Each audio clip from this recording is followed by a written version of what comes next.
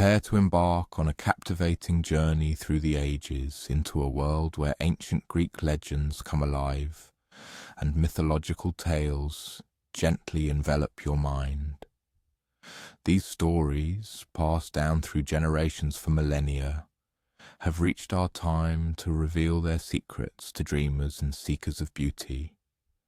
Allow yourself to fully immerse in this atmosphere. Dim the lights, wrap yourself in a soft blanket, and let the day's hustle and bustle dissolve like morning mist over the azure Aegean Sea. Surrender to this tranquility and allow yourself to relax. Perhaps turn on a fan, letting its soft hum become a background noise that carries away all your worries. And now we begin our journey into ancient Greece, where mighty gods walked freely among mortals, and every ocean wave carried echoes of long-lost stories. Imagine the Mediterranean Sea on the most serene morning you can envision. The water stretches to the horizon like a deep blue mirror, reflecting the gentle pre-dawn sky. Not a single gust of wind disturbs its calm. No ship is visible on the horizon, only endless peaceful water, warm and still. But in this idyllic, almost unreal serenity, something truly extraordinary is about to happen. Something that will forever change the order of the world for both gods and mortals. The birth of Aphrodite was, in fact, unlike other divine appearances. There were no thunderous announcements echoing from majestic Mount Olympus. No dramatic proclamations shaking the heavens. Instead, it all began with something as simple and quiet as delicate sea foam. Ancient Greeks loved to tell this story at their dinner tables, in sacred temples, and of course as captivating bedtime tales. They believed that long ago, when the world was still very young and powerful gods were just beginning to settle into their roles, the mighty Titan Cronus committed an act that led to the birth of the most beautiful goddess ever known. It should be noted that Cronus had serious family problems, very serious family problems. His father, Uranus, was a constant source of trouble for everyone. Uranus, who personified the sky itself, was enormous and all-encompassing, but over time he became cruel and unbearable. So Cronus, tired of his father's tyrannical behavior, decided to act. Armed with a large curved blade, he rose against his parent. What happened next may seem dramatic, but remember that this was a time when gods settled their differences in ways that might seem quite strange to modern humans. Cronus managed to inflict a severe wound on his father, and part of Uranus's divine essence fell into the boundless sea. And this is where our peaceful scene begins. Imagine this warm, still water suddenly beginning to shimmer, not from the glint of sunlight, but from something much deeper, more magical. The divine essence of the sky god mingled with the ancient waters, and slowly, gently, foam began to form on the surface. This was no ordinary sea foam you might see on any beach. This foam glowed softly, swirling into perfect spirals, growing thicker and brighter with each passing minute. It gathered together as if guided by invisible hands, forming a small island of white, pearlescent bubbles floating upon the calm sea. For several hours this magical foam drifted across the Mediterranean. Curious fish swam beneath it, their scales catching the strange light it cast into the depths. Seabirds circled overhead, intuitively sensing that something wondrous was happening, though they couldn't quite grasp what it was. The island of foam floated past small Greek islands, where fishermen mended their nets in the early morning light. Some of them looked up and saw the glowing patch on the water, but it was so beautiful, so peaceful, that they simply watched in quiet awe, unwilling to disturb this divine creation. As the day grew warmer, the foam began to transform. Slowly and gently, it took on a shape, as if an expert sculptor were working with the most delicate materials. At first, there was only a hint of an outline within the white bubbles. Then, gradually, the silhouette of a figure began to emerge. And then, in a moment that the Greeks considered the most beautiful in all history, the foam parted like a curtain, and Aphrodite stepped onto the surface of the sea. She was fully grown, with long hair that caught the sunlight like golden threads and skin that seemed to glow from within. Her eyes were the colour of the deepest ocean, and when she smiled it seemed the whole world suddenly became more beautiful. But here's what made this moment even more special. Aphrodite wasn't rushed or bewildered, like a newborn. She stepped onto the water with perfect grace, as if she had walked on waves all her life. She surveyed the calm sea, the blue sky overhead, the distant islands dotting the horizon, and immediately understood who she was and what her purpose would be. The sea itself seemed to acknowledge her importance. Instead of letting her sink, the water supported her feet, as if it was solid ground. Small waves rose to create a path for her, leading towards the nearest shore. Dolphins appeared from nowhere, swimming around her in joyful circles, and even the wind picked up just enough to gently caress her hair as she walked. As she moved across the water, flowers began to bloom in her wake. Not actual flowers, of course, as she was walking on the sea, but the water itself seemed to blossom with colours and life wherever she stepped. Pink and white petals appeared on the surface, floating and swirling into beautiful patterns. The first island she reached was Cyprus, a place that forever became sacred to her. As soon as her feet touched the sandy shore, the beach transformed. Shells scattered on the sand began to gleam like pearls. Ordinary stones became smooth and beautiful. Wild roses bloomed atop the cliffs, filling the air with the sweetest fragrance. The few people living on the island felt it too. Couples found themselves holding hands without thinking about it. Children playing on the beach suddenly started making flower wreaths for each other. Even the animals seemed affected. Birds sang sweeter, and cats stretched out blissfully in the sun. But Aphrodite's journey didn't end. The same gentle waves that carried her to Cyprus lifted her again, and she continued to move across the Mediterranean, visiting island after island.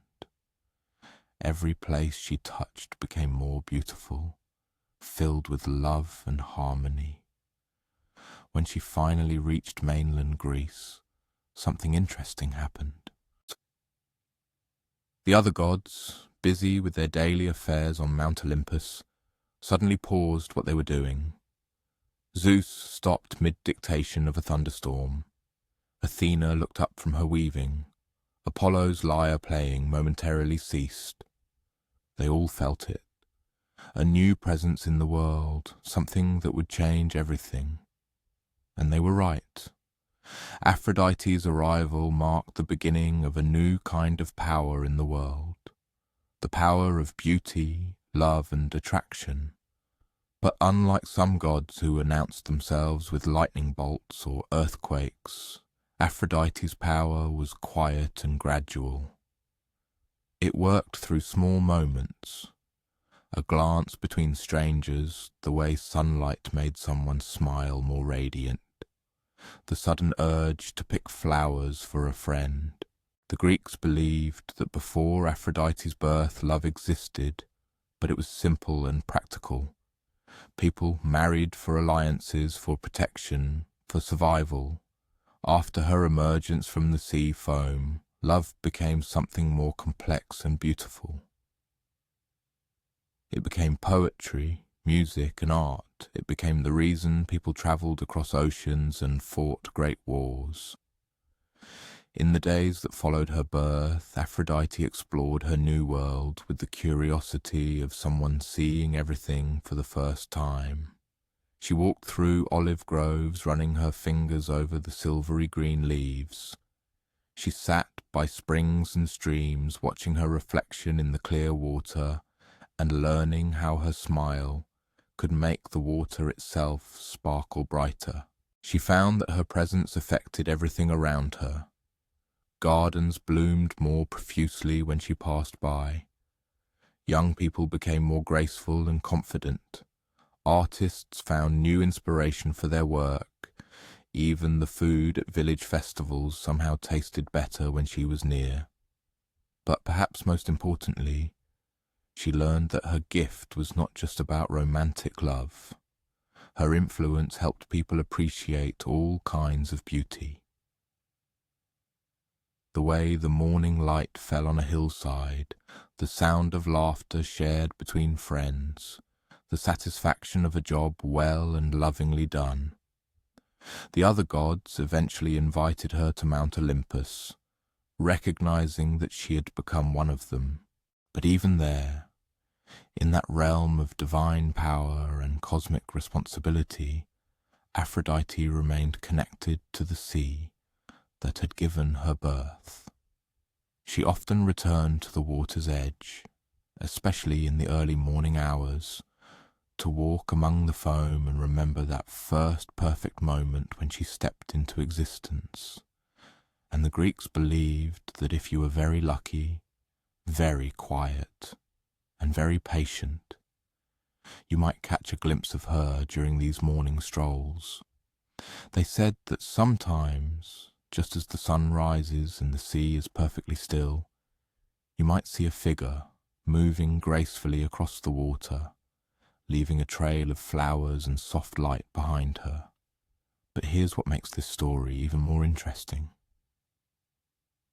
Aphrodite's birth was not just the creation of another powerful god.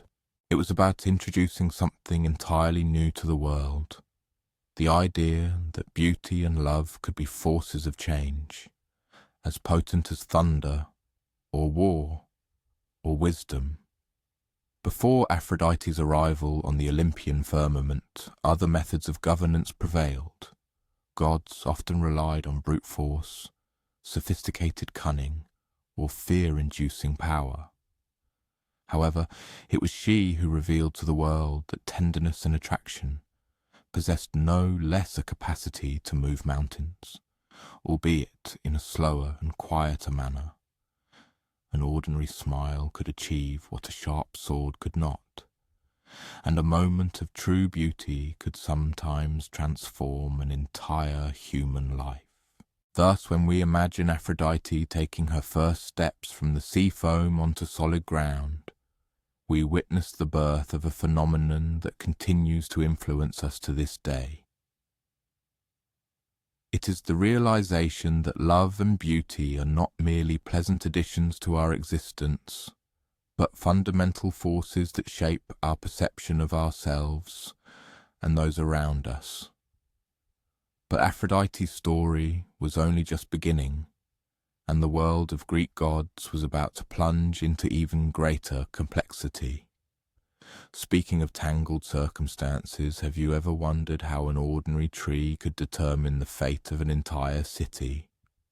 Imagine yourself standing on a rocky hill in ancient Greece, overlooking rolling terrain that stretches to the distant glittering sea. The air here is warm and dry, infused with the scent of wild herbs and the anticipation of adventure.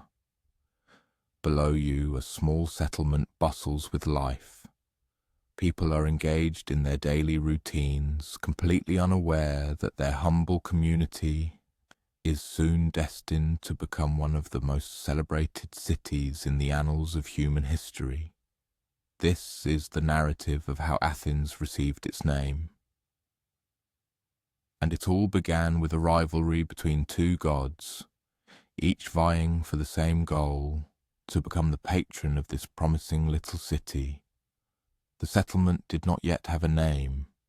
It was merely a cluster of homes, marketplaces and temples sprawling at the foot of a tall, flat-topped hill now known as the Acropolis. The people who lived there were hard-working and shrewd, the kind who could make a good living almost anywhere. However, they understood well that for their city to grow and prosper, it needed divine protection. It was at that moment that Athena and Poseidon both simultaneously decided they desired this esteemed position. You might remember Athena as the goddess of wisdom and war, the one who sprang fully grown from the head of Zeus. She was practical, thoughtful, and possessed exceptional problem-solving abilities.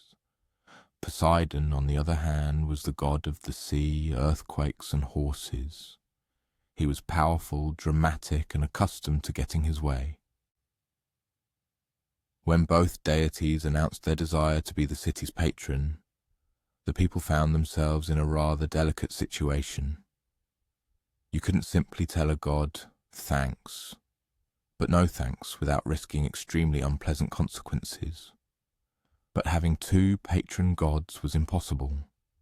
It would be akin to trying to serve two masters, and everyone knew how such endeavours usually ended.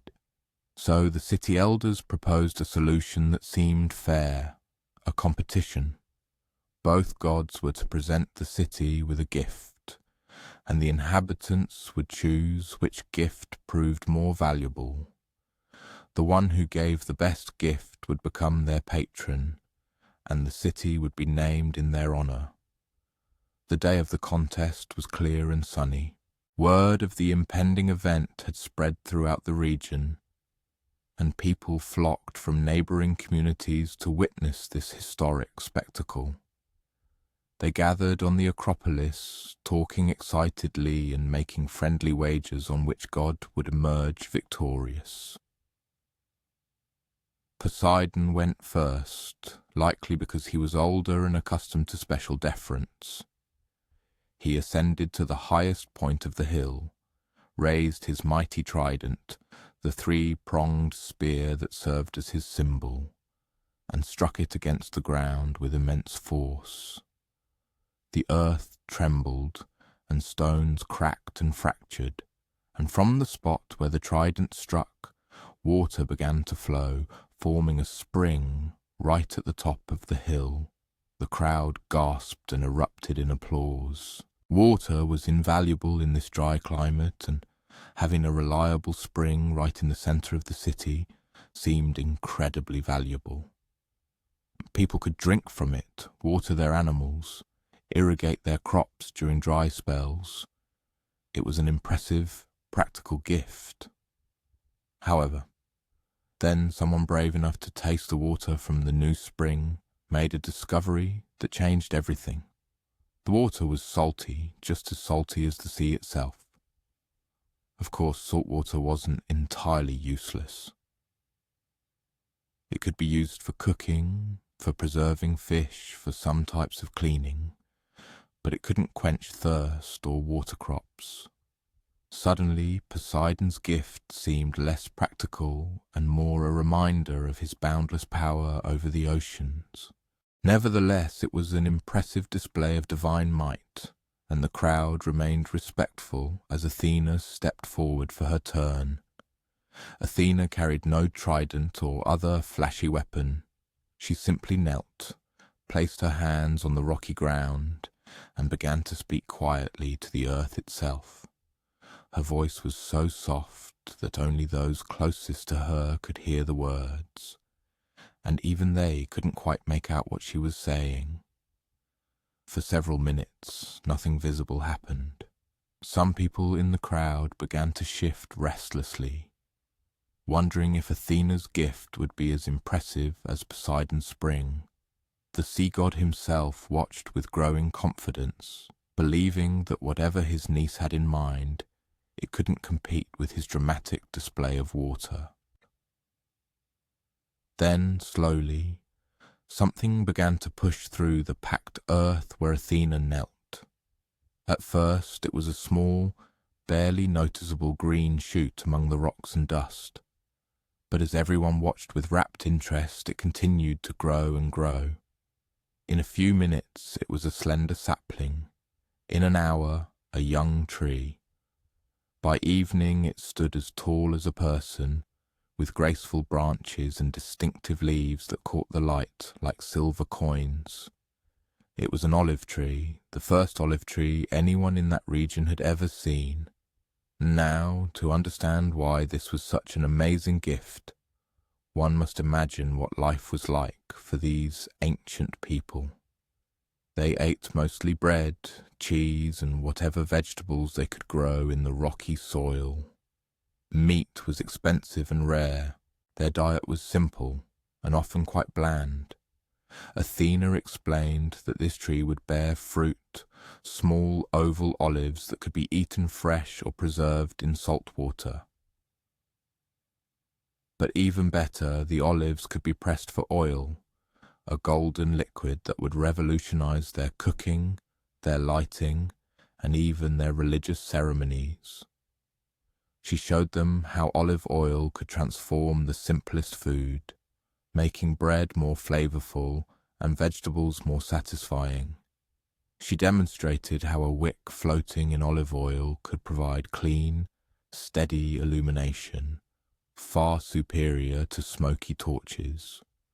She explained how athletes could rub oil on their skin to keep it supple and healthy. But Athena's gift went even deeper than immediate practical uses. She told the people that olive trees were incredibly resilient and long-lived. Once rooted, a single tree could provide food and oil for generations. The trees grew even in poor soil and actually improved with age, bearing more fruit as the years passed. Moreover, olive trees could be cultivated and propagated. One tree could provide cuttings to grow many more trees. An entire hillside could be transformed into an olive grove, providing wealth and sustenance for the entire community. When the people considered both gifts, the choice became clear. Poseidon's spring was impressive and demonstrated great power, but it solved only one problem, and not completely. Athena's olive tree was quieter and less dramatic, but it offered solutions to a multitude of problems and would continue to provide benefits for generations. The vote wasn't even close. The people chose Athena's gift, and their city became Athens in her honor. Poseidon, as you might imagine, was not a gracious loser. He stormed off, causing a few minor earthquakes and rough seas along the way. But his anger eventually cooled, and he came to respect both the wisdom of Athena's gift and the good sense of the Athenian people. And what became of that first olive tree? The Athenians treated it as sacred, building a special temple around it and tending to it with the utmost care. They said that as long as the tree prospered, the city would prosper. During wars, enemies sometimes tried to cut down the tree, believing they could weaken Athens by destroying Athena's gift. But the goddess had made her tree resilient. Even when it was cut down to the stump, it sprouted again from its roots, growing stronger than ever. The olive tree became for the Athenians not just a source of food and oil. It became a symbol of their values, wisdom over brute force, long-term thinking over immediate gratification, peaceful prosperity over conquest and domination. Olive branches became symbols of peace throughout the Greek world. Athletes who won competitions were crowned with olive leaf wreaths. Brides carried olive branches at their weddings. Diplomats carried olive branches when they came to negotiate treaties. And the olive oil industry did exactly what Athena had promised. It made Athens wealthy and prosperous. Athenian olive oil became famous throughout the Mediterranean world for its quality and taste. Ships came from distant ports specifically to trade for Athenian olives and oil. bringing with them goods, ideas, and cultural influences that helped Athens become a centre of learning and art. The wealth generated by the cultivation of olive groves served as a significant source of funding for the grand construction projects, educational institutions, and bold artistic endeavours that ultimately elevated Athens. The Parthenon, that magnificent temple still majestically crowning the Acropolis today, was built, in part, with revenues derived from the export of precious olive oil. However, perhaps the most intriguing aspect of this ancient story is what it reveals about the Hellenes' understanding of wisdom and effective governance. They deeply recognized that the best solutions are often not the most spectacular or dramatic. Athena's quiet and humble gift of a single tree brought significantly more benefit than Poseidon's grandiose and impressive display of power. The olive tree symbolized the type of thinking that brought Athens global renown, careful, deeply thoughtful, focused on long-term benefits rather than immediate effect. It was this wisdom that later gifted humanity the foundational principles of democracy, the profundity of philosophy, the expressiveness of theatrical art, and the rationality of the scientific approach. Even today, millennia later, olive trees still flourish on the picturesque hills surrounding Athens. Some, so the legend goes, are direct descendants of Athena's original tree. Their gnarled trunks and silvery green leaves form an invisible thread connecting the modern metropolis to its ancient, glorious roots. And if anyone ever visits Athens, they will certainly see olive trees growing on the slopes of the Acropolis, their branches reaching skyward as if in prayer towards the Parthenon towering above. On quiet evenings, when the noisy tourist crowds have dispersed and the city has settled into serene twilight, one can almost vividly imagine Athena herself, strolling leisurely among these trees, surveying her gift and smiling at how well it served the people who chose wisdom over spectacles so many centuries ago. The gift of the olive tree continues to bear its fruit, season after season, year after year, generation after generation, exactly as the wise Athena had promised. However, Athens was not the only Greek polis to hold such captivating legends. In fact, some of the most thrilling stories arise during moments when the Hellenes gathered not to compete for divine favour, but to contend with each other in a spirit of friendly rivalry and a pursuit of excellence. Imagine a vast, lush valley in western Greece surrounded by rolling hills dotted with olive trees and wild herbs. The morning sun casts long, intricate shadows across this landscape, and the air hums with anticipation and excitement. This is Olympia. And today, according to ancient legends, the very first Olympic Games are about to begin. The year is 776 BC, though the people gathered here probably didn't think of time in such precise terms. For them, it's simply a special summer when something entirely new and wonderful is happening. Athletes from various city-states across Greece have arrived, some having travelled for weeks to participate in a competition unlike any the world has ever seen. But how did it all begin? Like many Greek myths, this story originates with the gods, specifically Zeus, Lord of Olympus, and his father Cronus. You see, Zeus didn't inherit the throne as king of the gods by birthright or election. He had to win that position, literally battling his father, Cronus, for control of the entire universe. It was an epic struggle that shook the foundations of heaven and earth to their core. And when Zeus finally emerged victorious, he decided to immortalize his triumph by establishing games at Olympia, his most sacred spot. But Zeus, wise ruler that he was, despite his sometimes very dramatic tendencies, did not want these games to be merely a celebration of his own victory. He desired them to bring out the best in mortals, their strength, speed, courage, and sportsmanship. So he decreed that every 4 years athletes from all corners of Greece would gather at Olympia to compete in his honor. Now, imagine yourself as one of those first athletes arriving in Olympia for this very first competition. You've trained for months, perhaps years, preparing your body and mind for this momentous occasion. You've honed your running until your legs felt they could carry you to the ends of the earth. You've lifted stones and thrown javelins until your muscles memorized the movements. The first thing you notice upon arrival is how different Olympia feels from anywhere else. There's something special in the air here, a sense of sacred purpose that makes even ordinary activities feel somehow extraordinary.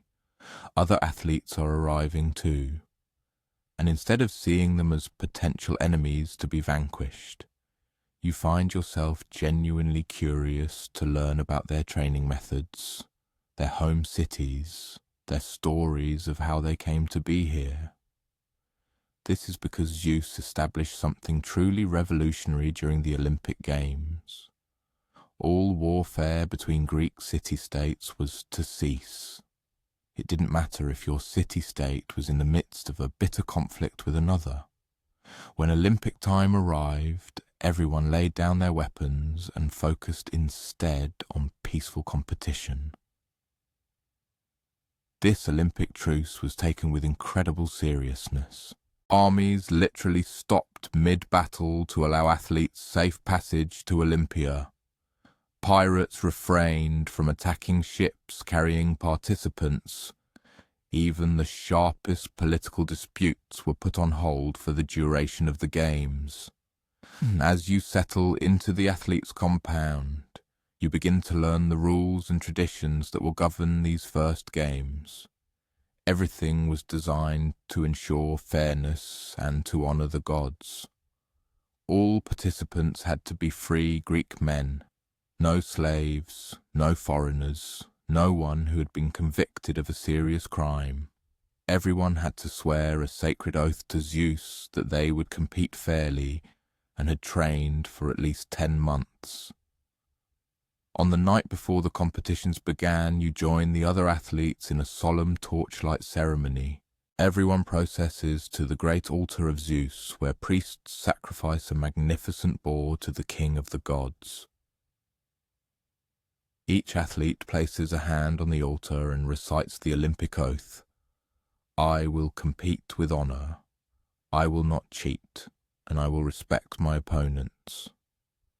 When morning arrives, the games begin with the simplest and most fundamental of all competitions, the stadion race, a sprint covering a distance of about 200 meters, roughly the length of the stadium.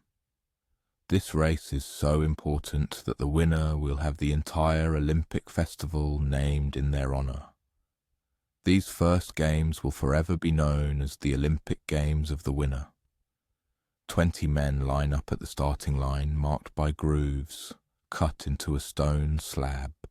No starting blocks, no special running shoes, just bare feet on packed earth and sand. The starter uses no gun or whistle. Instead, he throws a bronze disc, and the metallic clang signals the start of the race. The runners burst forward, their feet pounding rhythmically on the track. Spectators cheer them on from the grassy slopes that serve as natural grandstands. But there's something special about this cheering. It's not just support for one athlete over another. There's a sense that everyone present is witnessing something historic, something that will become a tradition that will last far longer than any of their lives. The winner of that first stadion race was a man named Koroibos, a cook from the nearby city of Elis. Imagine his surprise as he suddenly became the most famous man in Greece.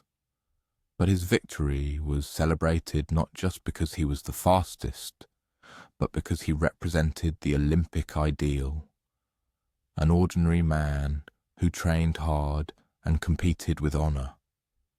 In the days that followed, new events were added to the competitions.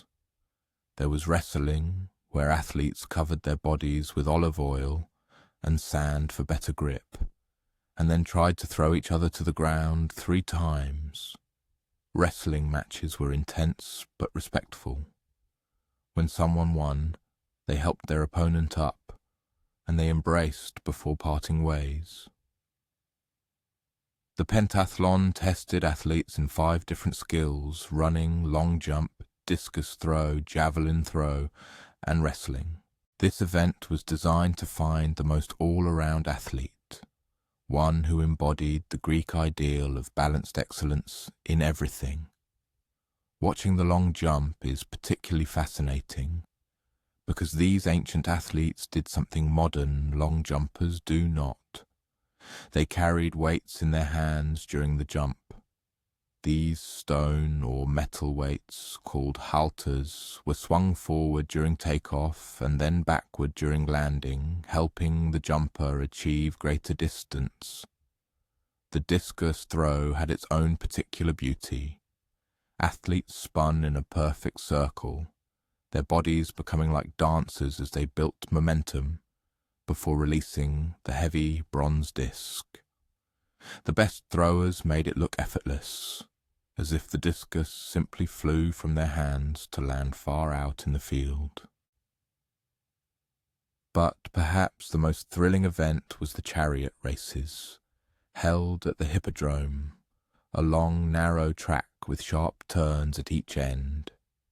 Teams of 4 horses thundered around the track, their charioteers standing in small 2-wheeled chariots, fighting for control of their animals, navigating treacherous turns where many races were won or lost.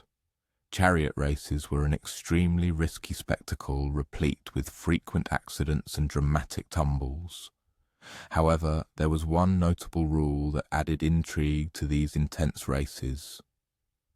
If a charioteer was thrown from his chariot during a heat, but his loyal horses continued on and crossed the finish line, that athlete could still be declared the winner. The ancient Greeks, it seems, understood a profound wisdom. Sometimes triumph is achieved not through flawless and absolute control over a situation, but rather through the ability to initiate a process, set events in motion, and then trust in the course of fate. In the stands of these grand competitions, a truly astonishing phenomenon unfolded.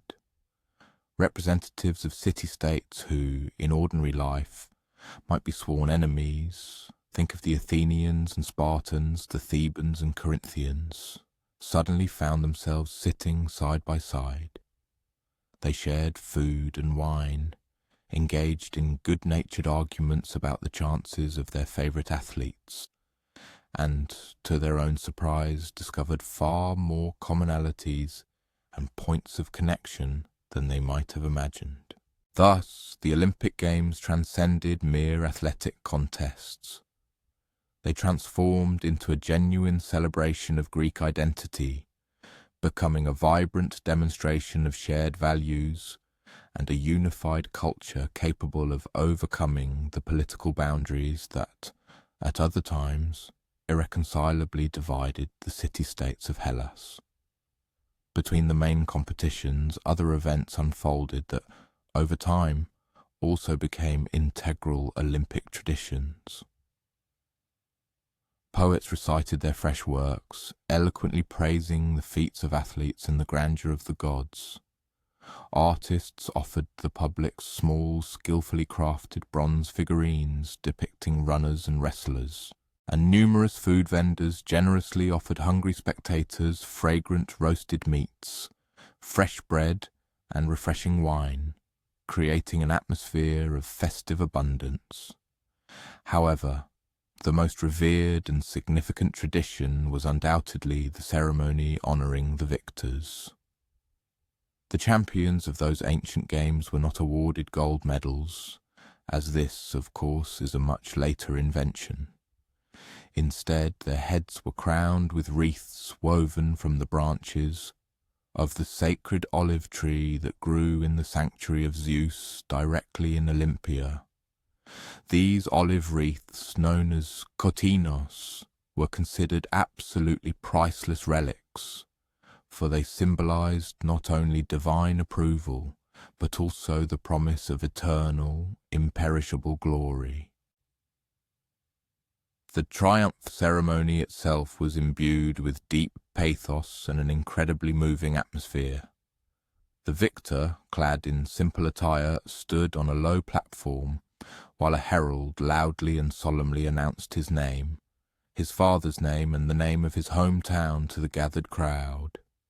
Then the precious olive wreath was placed upon the athlete's head, and at that moment all present, fellow competitors, enthusiastic spectators, officials, merged into a single chorus, performing a hymn in honour of mighty Zeus.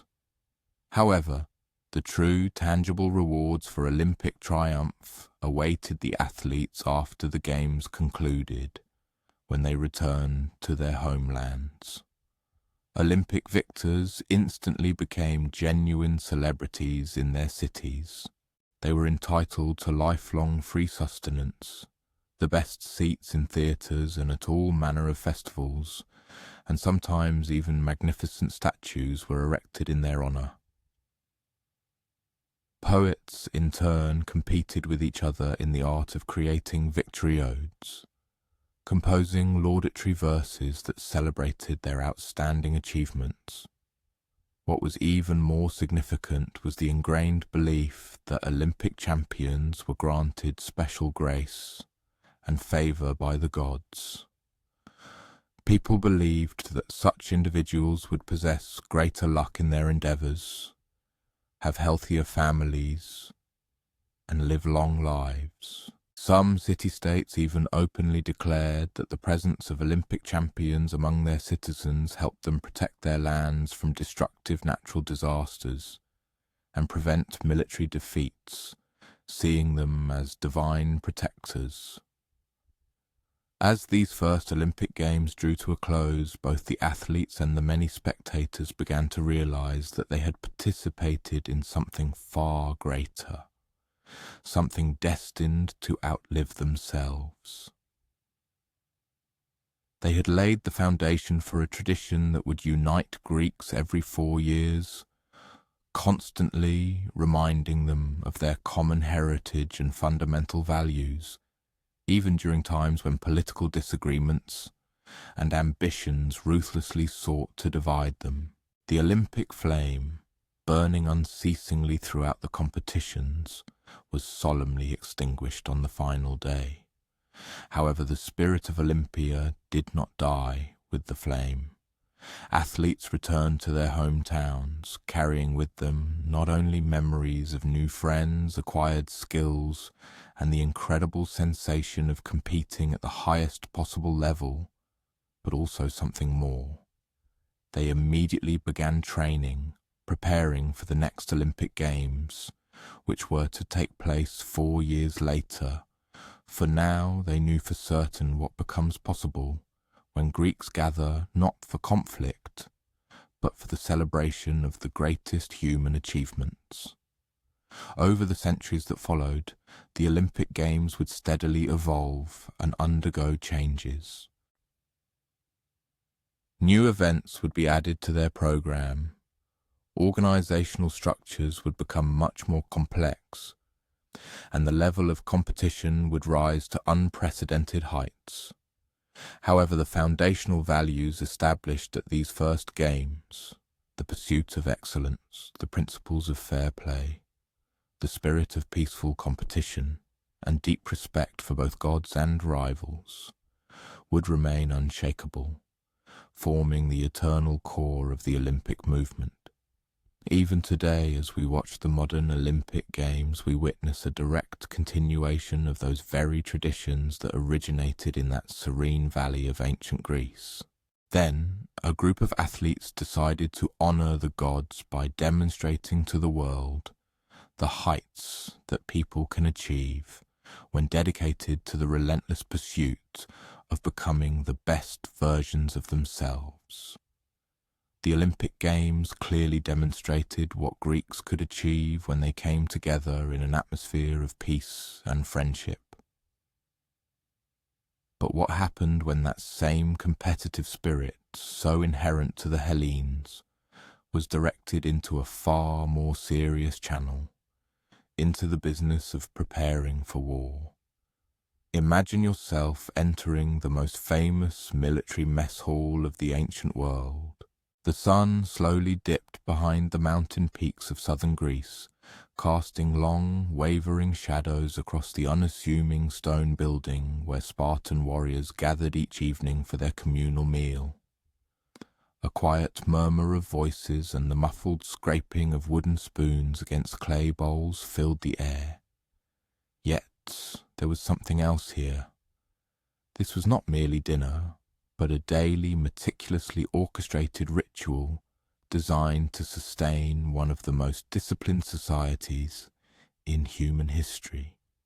Welcome to the Spartan Syssitia, the very mess hall where every evening adult men, whose valor was capable of crushing entire armies, sat down to share the simplest, and at times deliberately bland, food imaginable.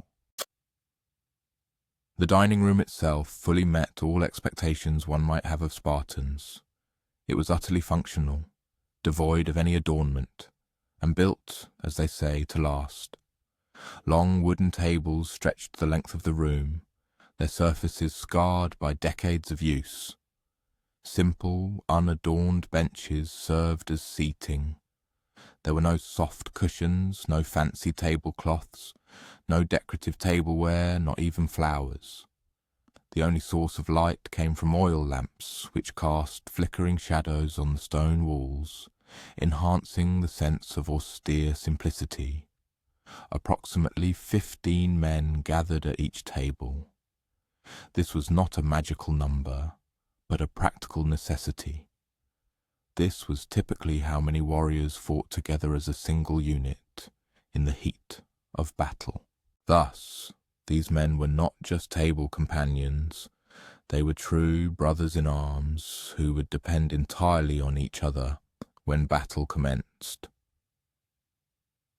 Taking one's place at one of these tables, one's first impression would be the striking silence that reigned here, especially compared to the boisterous mess halls of other Greek cities. In Athens or Corinth, such a meal would invariably be accompanied by loud conversations, cheerful laughter, lively political debates, and profound philosophical discussions. Here, however, men spoke in quiet voices, and when someone expressed a thought, the others listened attentively before responding. The meal began invariably the same way every evening, year after year, generation after generation. A servant, typically a young man still in training to become a full warrior, brought a large clay pot, filled to the brim with the evening's main dish, the famous black broth. By then, this black broth had already achieved legendary notoriety throughout Greece, though not in the most flattering sense. Other Hellenes never missed an opportunity to poke fun at it. They claimed that upon tasting Spartan black broth, a person finally grasped the true reason why Spartans so readily faced death in battle, for demise might seem preferable to another bowl of this disgusting stew. But what exactly was this infamous black broth? Its recipe was surprisingly simple and unadorned. Pork, preferably the cheapest cuts, was boiled in water with added salt, vinegar, and pig's blood until all ingredients transformed into a thick, dark liquid. That was the whole secret. No aromatic herbs, vegetables, or spices capable of improving its taste in any way. It was merely concentrated protein, salt, and calories, delivered to the body in the most efficient, yet utterly unappetizing manner. The broth was served in simple clay bowls, the very same ones used for decades, passed down through generations. Each man received an absolutely equal portion. There were no privileges here, no larger portions for high-ranking officers and smaller ones for young recruits. Everyone ate the same thing and in the same amount, emphasizing the principle of equality among warriors. Along with the black broth, a piece of dark bread was served, baked from barley flour and prepared without any additives. No honey, no nuts, no other ingredients that might improve its taste. This bread was dense and filling, its sole purpose being to provide energy for the next day's grueling training, and nothing more. Occasionally, a small piece of cheese, a few olives, or perhaps some fish might appear on the tables. But all of this was considered a true luxury. Black broth and barley bread formed the unshakable foundation of every meal, day in and day out. When a person brought the first spoon of black broth to their mouth, they began to understand why this food held such colossal significance for Spartan society. The essence lay not in the food itself, but in what that food symbolized. Firstly, there was the aspect of absolute equality. When everyone, without exception, ate the same thing, it steadily reinforced the idea that no individual Spartan could be more important than another. The wealthiest citizen, who perhaps owned vast estates and hundreds of slaves, sat at the same table as a person of humble means, and both consumed identical bowls of the same simple broth, erasing any social distinctions. This equality extended far beyond the food itself. All men were required to contribute equally to the cost of these communal meals, paying a monthly fee that covered the cost of ingredients and preparation. If someone, for any reason, could not afford to pay their share, other members of their group immediately came to their aid, for no one could be excluded from these vital gatherings. Secondly, there was the aspect of strict discipline. The daily consumption of the same simple food without complaint or any requests for variety trained the mind to accept hardship without losing focus and determination. If a person could be content with simple black broth, having the means to afford much more exquisite food, it served as a clear sign of their readiness to endure all the inconveniences and mortal dangers of military campaigns. However, perhaps the most significant aspect was that of unity.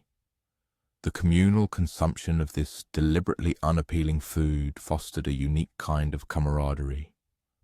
Everyone seated at the dining table made the same modest sacrifice, endured the same minor inconvenience, participating in a shared ritual of self-denial, which was undoubtedly a ritual.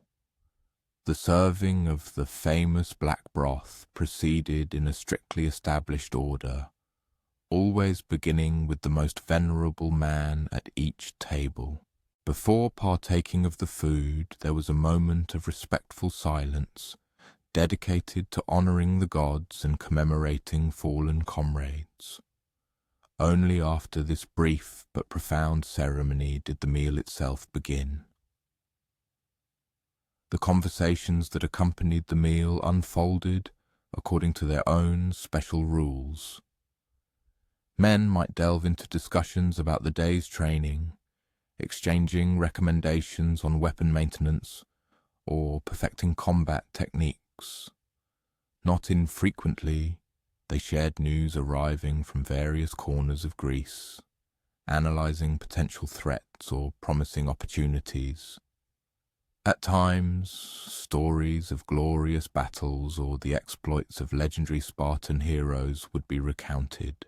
However, at this table one would never hear the profound philosophical debates so cherished by Athenians, nor the subtle artistic discussions popular in other Hellenic cities. A Spartan dinner was intended for purely practical conversations, focused solely on matters directly related to their most crucial purpose, achieving perfection in the art of war. Visitors were often struck by the abundance of subtle, understated humour that permeated these conversations. Contrary to their reputation as exclusively serious individuals, Spartans were by no means gloomy or joyless. They merely preferred humour that was dry, concise, and very reserved. A Spartan might gracefully jest about an annoying training mishap, or make a witty remark about political intrigues in Athens, but it always happened in their characteristic manner, brief, intelligent, and without the slightest deviation from more substantial topics. This style of wit even earned its own name, laconic speech, named after Laconia, the region where Sparta was located. The term laconic implies using the fewest possible words to express a thought as precisely as possible, and the Spartans elevated this to a true art. The most famous example of laconic speech is associated with King Philip of Macedon, who sent a message to Sparta threatening, "If I invade Laconia, I will drive you out." The Spartans' entire reply consisted of a single word, "if." After this, Philip wisely abandoned his invasion plans. As the meal progressed, an observer would invariably notice the exceptional attention with which each person present listened to the speaker. In other polis, table conversations often devolved into a chaotic tangle of voices, where several people spoke simultaneously, unceremoniously interrupting each other, striving to be heard. Here, however, when someone expressed a thought, the others gave them their full and undivided attention. And upon the conclusion of their speech, there was often a moment of deep, thoughtful silence before anyone ventured to respond. Such behaviour was not because Spartans were naturally silent people. It was the result of upbringing, instilling in them from an early age the habit of carefully considering every word before uttering it, and listening respectfully when others spoke. These skills were vital for warriors who needed to communicate clearly and unambiguously, and to execute orders with utmost precision in the unpredictable chaos of battle. The meal itself did not last long, perhaps only 30 to 40 minutes from beginning to end. However, its purpose differed from the social meals in other cities. This was in essence a functional dinner, a designated time for business-like practical interaction between men who would very soon entrust their lives to each other. At the conclusion of the meal, when everyone had finished their black broth and bread, a small cup of wine might be offered, but even this was strictly rationed. Spartans held the belief that a moderate amount of wine helped men relax and communicate more freely with each other. However, an excess of wine, in their opinion, led to careless talk and erroneous judgments. Therefore, each man received exactly one small cup, mixed with water according to ancient Greek custom. As the evening steadily drew to a close, the lively conversation gradually subsided, giving way to a cosy silence. Some men might linger to discuss specific military tasks with their closest comrades. Others headed home to their families or returned to the barracks, depending on their age and marital status. But before anyone left the room, a final ritual was performed. The oldest man at each table offered a brief prayer of thanks, not for the food itself, which everyone openly admitted was not particularly pleasant, but for the invaluable opportunity to share another meal with brothers willing to lay down their lives for each other, if necessary. Stepping out into the fresh evening air, one would realize they had been an unwitting witness to a phenomenon truly unique in the ancient world. While most societies used lavish feasts to display their wealth and high status, the Spartans deliberately employed simple food to forge unbreakable unity and strict discipline. Where most cultures celebrated diversity and individual expression through culinary delights, Spartans consumed identical food to emphasize their common identity and collective purpose. While most people viewed dinner as an opportunity to indulge in pleasure and enjoyment, Spartans perceived it as another form of training, an additional chance to hone the self-discipline that made them virtually invincible in battle. This system of communal meals accompanied a Spartan throughout his adult life. From the moment he reached the age of 30 and became a full citizen until he became too old to participate in battles, he was required to take his main meal in the communal dining hall with his military unit. Men who missed too many such collective dinners without good reason risked effectively losing their citizenship. Such was the profound significance of this ritual for Spartan society. Even when travelling to other cities, Spartans often brought their own provisions so as not to risk developing a fondness for more exquisite cuisine. Legends persist of Spartan ambassadors who, with unwavering politeness, declined offers of lavish banquets hosted by foreign dignitaries, preferring to privately partake of their humble bread and broth. As for Spartan women, they certainly did not participate in these male military meals, but they had their own, equally strict traditions of simple and practical eating. Spartan women were renowned throughout Greece for their outstanding physical fitness and unyielding character, qualities that were consistently maintained by a diet that prioritized nourishment and health over momentary pleasures and indulgence. The tradition of black broth endured for centuries, becoming one of the most recognizable and distinctive features of Spartan culture. Even as Sparta's military might eventually waned, and the city itself lost its former influence in Greek politics, curious visitors still arrived to witness the famous communal meals firsthand, and to sample the legendary, albeit dreadful, broth. Some of these visitors left Sparta with a much deeper understanding of what had made it such a formidable force for so long. It wasn't just their impeccable military training or their weapons or their tactics. It was their unwavering willingness to sacrifice personal pleasure for the sake of collective strength, day after day, meal after meal, year after year. Thus, black broth transformed into something far greater than mere food, becoming a symbol of a profound philosophy. It embodied the idea that true strength stems from the strictest discipline, that genuine unity requires shared sacrifices, and that the strongest bonds are formed not in conditions of luxury and serenity, but through the conscious choice to overcome small difficulties together. The Spartans steadily built their power through strict discipline on land.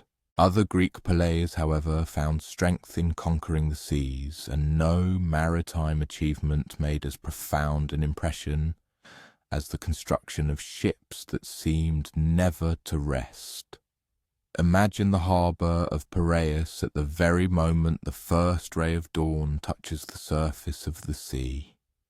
The Mediterranean stretches endlessly to the horizon, its surface barely disturbed by gentle waves that catch and scatter the sun's first rays.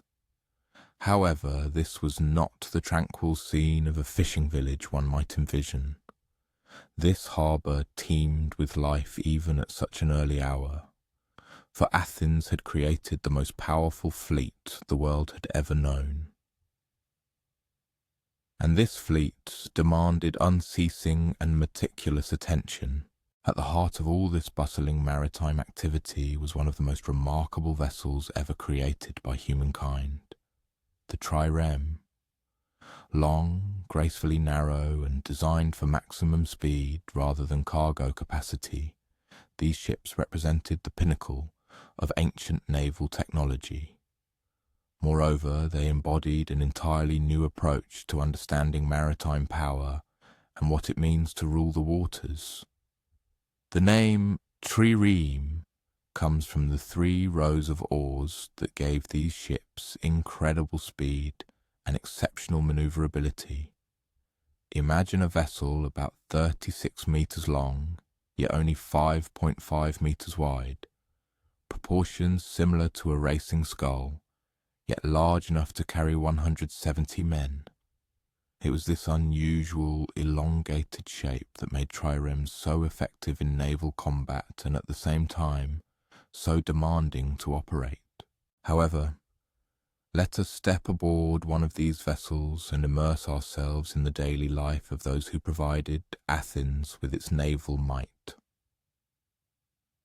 Boarding a trireme in the early morning, the first thing one would notice is the extreme crowdedness. Despite the ship's impressive dimensions, there was virtually no free space. Every inch was designed with a specific purpose, and every surface bore the marks of relentless use.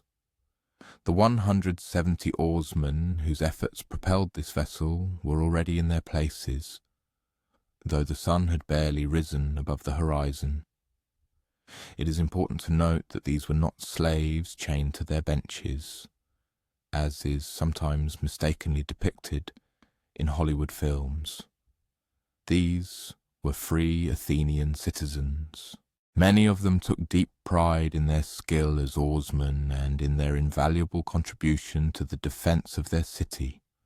The rowers on board occupy their places on 3 different levels, each with its unique characteristics and difficulties. The upper tier houses the Thranites, the middle tier the Zygites, and the lowest tier, closest to the water, the Thalamites. Each of these levels dictates its own particular rhythm and presents its own demands. Those on the upper level operate the longest oars, which implies the most complex rowing technique. At the same time, the rowers on the lower level work in significantly tighter conditions, but their oars are shorter and consequently easier to manage. It is astonishing how these 170 individuals, united by a common purpose, are able to coordinate their movements to propel the vessel across the water. There are no steam or diesel engines here, only human muscle power, applied with incredible precision and flawless synchronicity. When each rower works in perfect unison, the trireme gains the ability to reach speeds of up to 9 knots.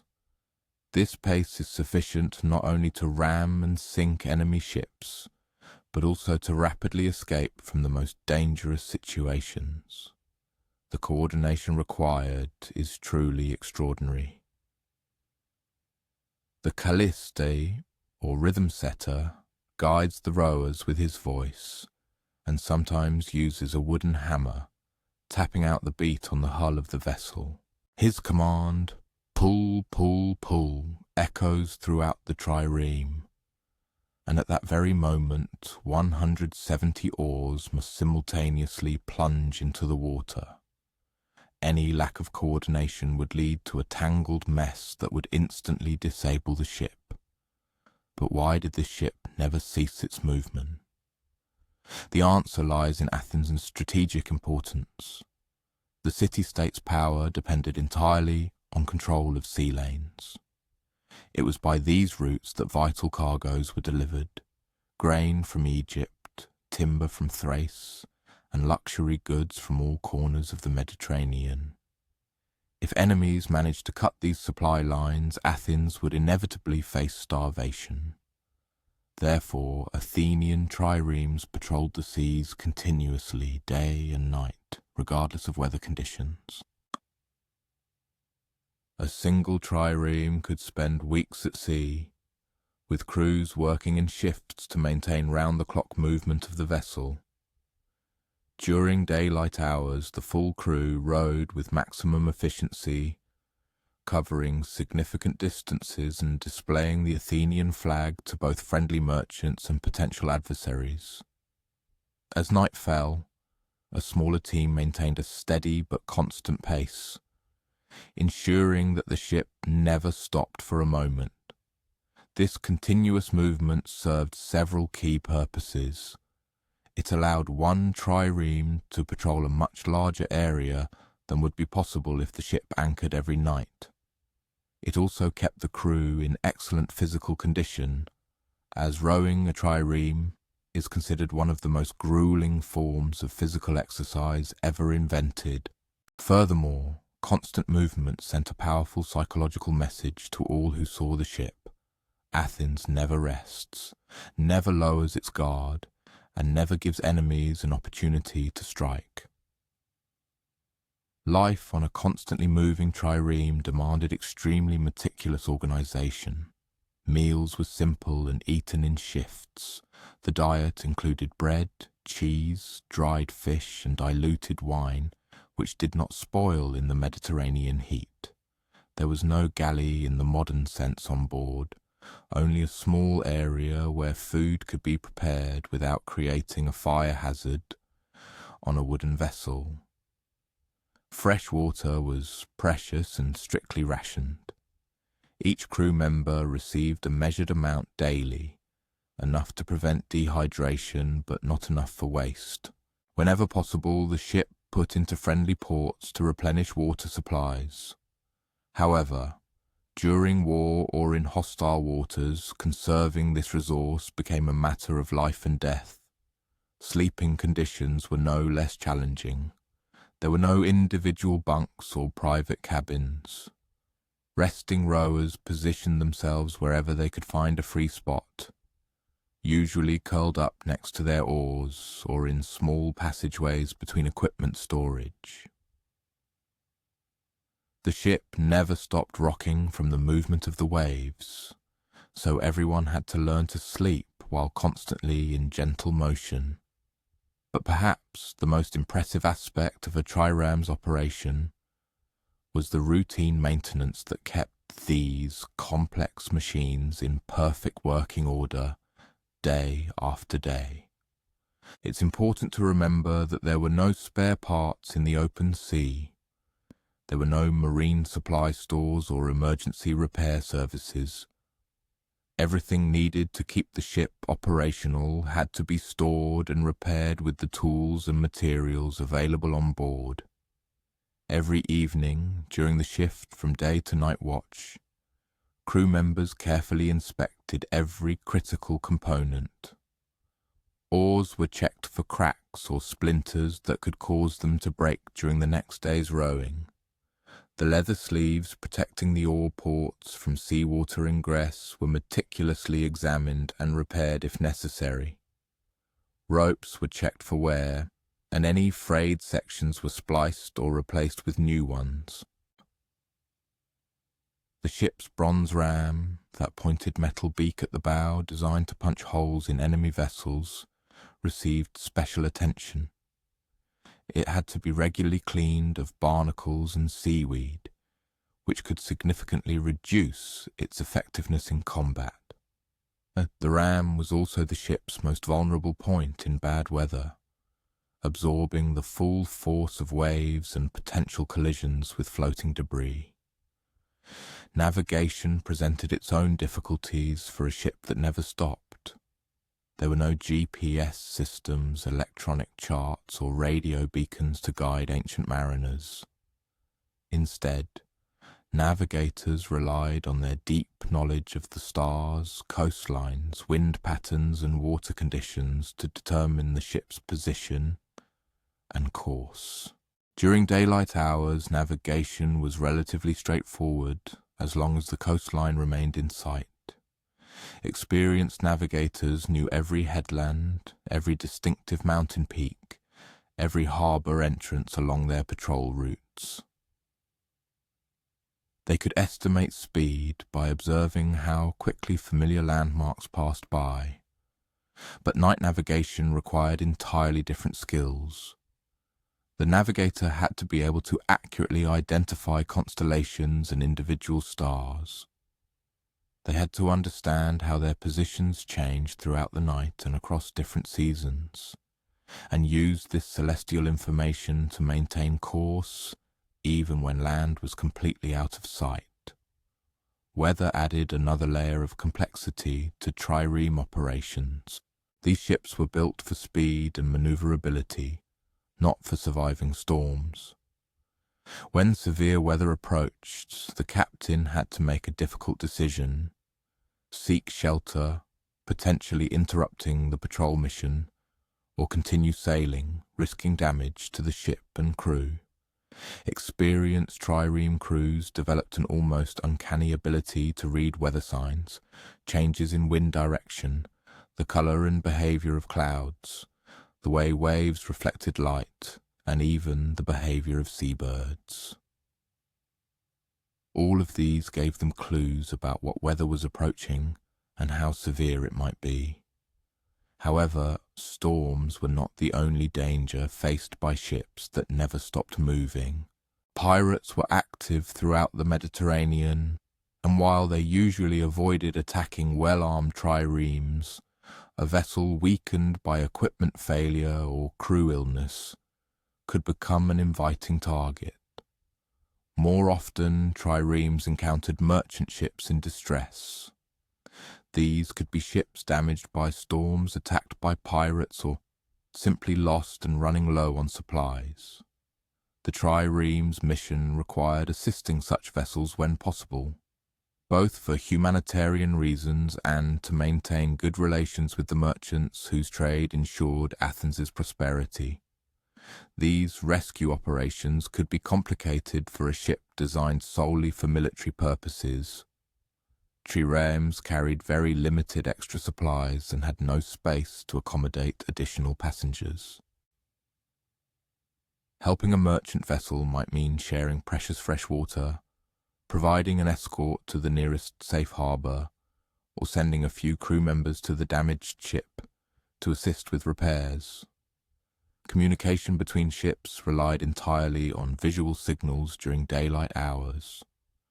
Flags, banners, and standardized hand gestures allowed trireme crews to exchange basic information with other vessels: identification, destination, need for assistance, warnings about pirates or approaching storms. At night, communication became much more difficult. Oil lamps could be used to transmit simple signals, but only over short distances and in calm weather. More often, ships operating at night maintained, so to speak, radio silence, avoiding any signals that might reveal their position to enemies. The physical demands of trireme service were extraordinary by any measure. Rowing at full speed for many hours required a level of strength, endurance, and cardiovascular stamina that would impress modern athletes. But it wasn't just about brute physical force. Technique was paramount. A skilled rower could maintain their stroke much longer than a stronger but less skilled rower. Crew members eventually developed calluses on their hands that became like natural gloves, protecting them during long rowing sessions. Their shoulders and backs adapted to the specific movements required for trireme operation, developing precisely the muscles needed. After months or years of such service, veterans could effectively row while simultaneously conversing, eating, or even lightly dozing. But the most important adaptation was mental rather than physical. Life on a constantly moving ship, never truly alone yet never truly private, always ready for sudden action, demanded a particular psychological resilience. Successful trireme crews developed an almost telepathic awareness of each other's moods and needs. When a sea-going vessel finally returns to its home port after many weeks spent in the boundless expanses of the ocean, the transition back to familiar land life can be quite abrupt. Crew members often feel an unaccustomed instability underfoot on solid ground, for their bodies have long adapted to the continuous motion and rocking of the ship. The silence of home at night seems alien and even strange after weeks of falling asleep to the monotonous sound of waves crashing against the hull and the faint creak of wooden joints. However, it is precisely such ships and their brave crews that ensure the very existence of Athenian democracy. The grain delivered by ships from distant Egypt, the silver brought from Spanish mines, the exotic goods arriving from Black Sea colonies, all this immense wealth, which forms the foundation for Athens' golden age of art, philosophy and politics, depends entirely on the triremes. These tireless vessels never sleep, never cease patrolling, never give enemies a single chance to cut the vital sea arteries that nourish the great city. But if Athenian triremes ruled the seas through constant movement and unceasing vigilance, other forms of power in ancient Greece operated in an entirely different manner. They manifested through stillness, deep contemplation, and the patient interpretation of divine will. One could wander through the quiet, secluded corners of ancient Greece, listening to the whispers of oracles and observing the unhurried pace of daily life in places forgotten by time. Now, let your imagination transport you to a different kind of marvel, to a harbour where something truly magnificent once stood, casting its majestic shadow upon the gentle waves of the Mediterranean. Imagine yourself standing on the rocky shores of Rhodes, an island that floats like a precious gem in the warm waters between Greece and Asia Minor. The year is roughly 280 BC, and you're witnessing something impossible taking shape. Bronze by bronze, a giant is born. His name was Chares of Lindos, and he possessed the most patient hands imaginable. Every morning he awoke before the first rays of the sun, stretched his arms towards the dawn sky, and slowly made his way to his workshop. The scent of bronze and smouldering charcoal already drifted through the city streets, mingling with the salty aroma from the harbour. You see, the people of Rhodes had just recently endured a terrible ordeal. For an entire year their island had been under siege. Enemy ships surrounded them, like a pack of wolves circling their prey. But by some miracle, they managed to achieve victory. The attackers retreated, leaving their massive siege equipment on the coastal sands. What do people do when they are given a second chance at life? The Rhodians surveyed all this abandoned bronze and iron, and someone, perhaps Chares himself, voiced a daring idea. Let's build something so tall, so magnificent, that ships from all corners of the Mediterranean, upon seeing it, will know they have reached Rhodes. But here's what most people don't know about the Colossus of Rhodes. It wasn't built in a day or even a year. Its construction took a full 12 years. 12 long years.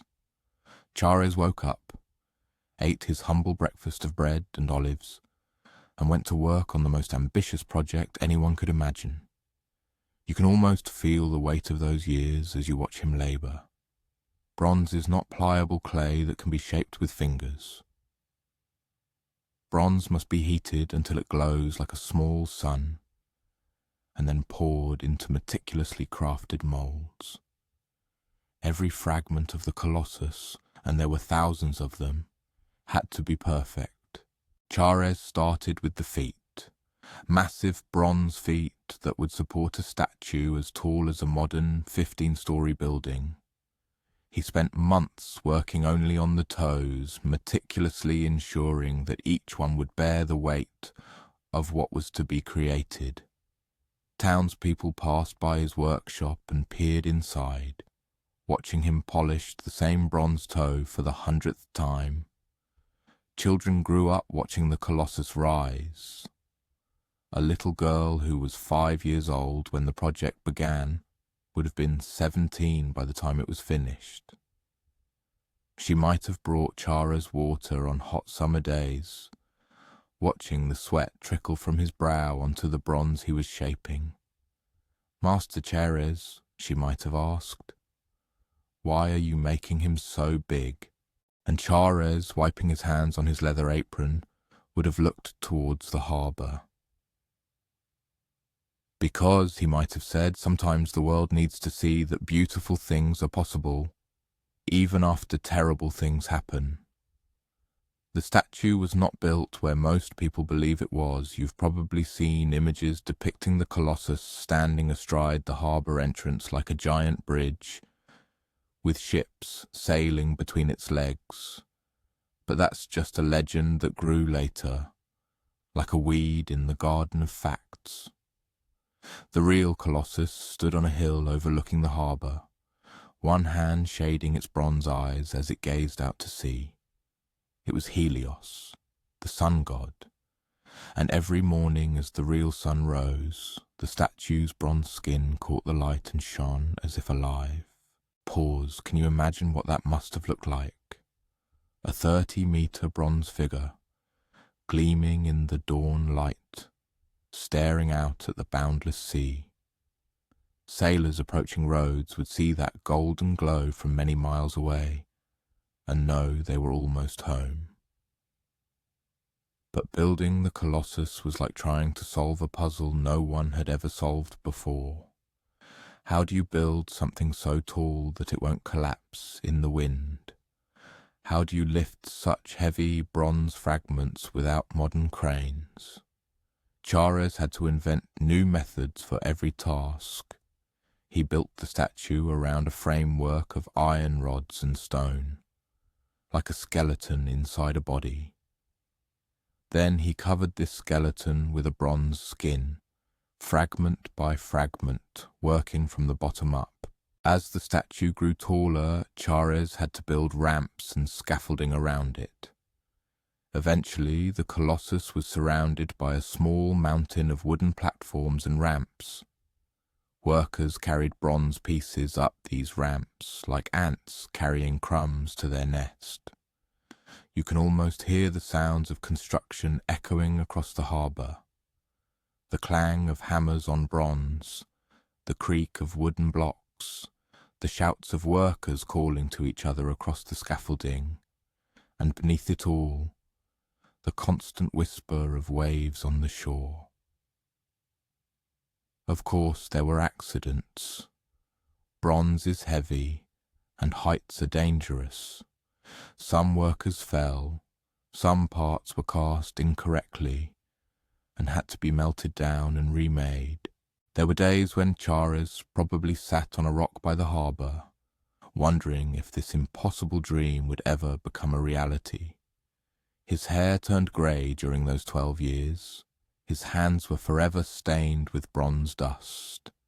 His back ached from bending over moulds and reaching to install parts. But every morning he kept coming to work. The face was the most difficult part. How do you capture divinity in bronze? How do you make metal look like it thinks, feels, sees? Chares spent 2 full years just on the Colossus's head, crafting features that would look right from the ground, 30 metres below. The eyes were especially challenging. They had to be large enough to be visible from the harbour, but they also had to look kind. Helios was not a fierce god, like Ares, or cunning like Hermes. He was the sun itself, steady, warm, and reliable. Every day he drove his fiery chariot across the sky, bringing light to the world. Chares gave the Colossus eyes that seemed to smile slightly, eyes that looked out at the sea with patience and welcome. When sailors saw those eyes, they knew they were safe. Finally, after 12 long years, the work was complete. The scaffolding was dismantled fragment by fragment, revealing the finished Colossus to the people of Rhodes. Can you imagine that moment?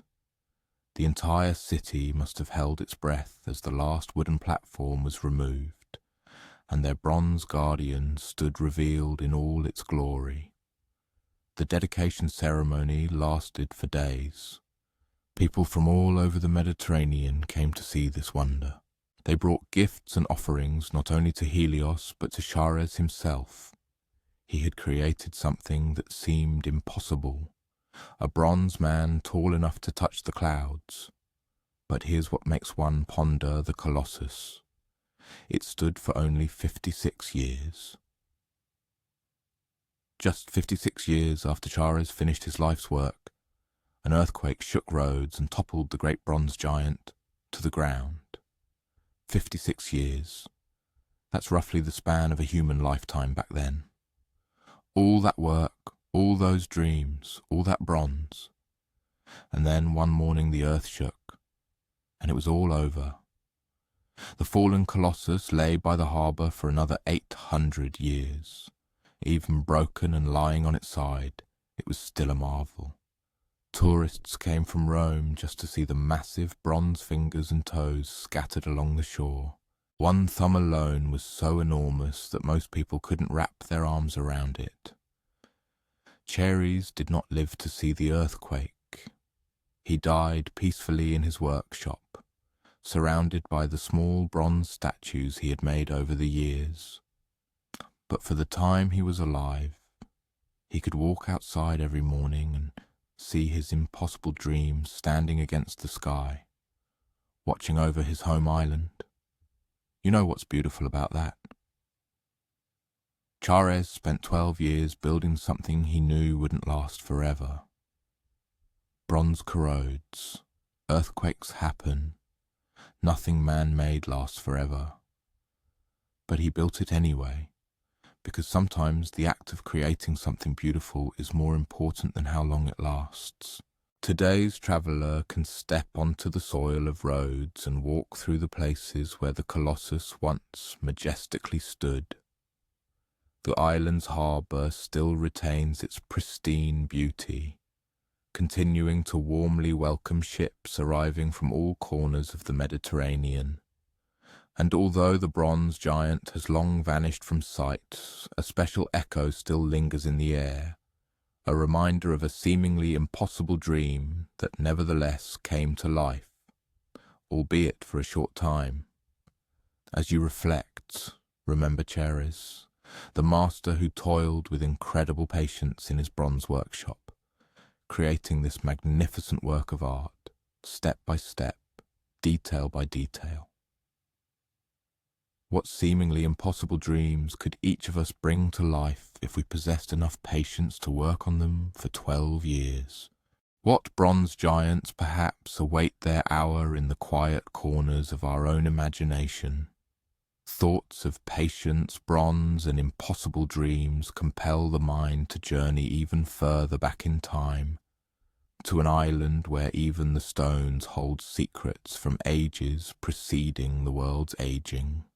This is a place where something beautiful transformed into something terrible, and where the line between myth and reality blurs like mirages rising above ancient walls. Imagine a person standing on the deck of a small boat approaching the largest of the Greek islands. Crete rises from the deep blue sea like a sleeping giant, a succession of golden hills, white cliffs, and secluded valleys that seem to whisper of deep antiquity.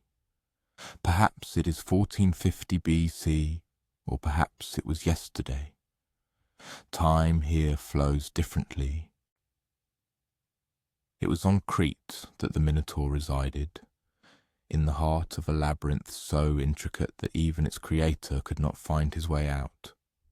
However, before delving into tales of monsters and mazes, let us turn our attention to something else, to the scent of saffron in the morning air, and to how the light falls differently on an island that remembers times when it was the centre of the world.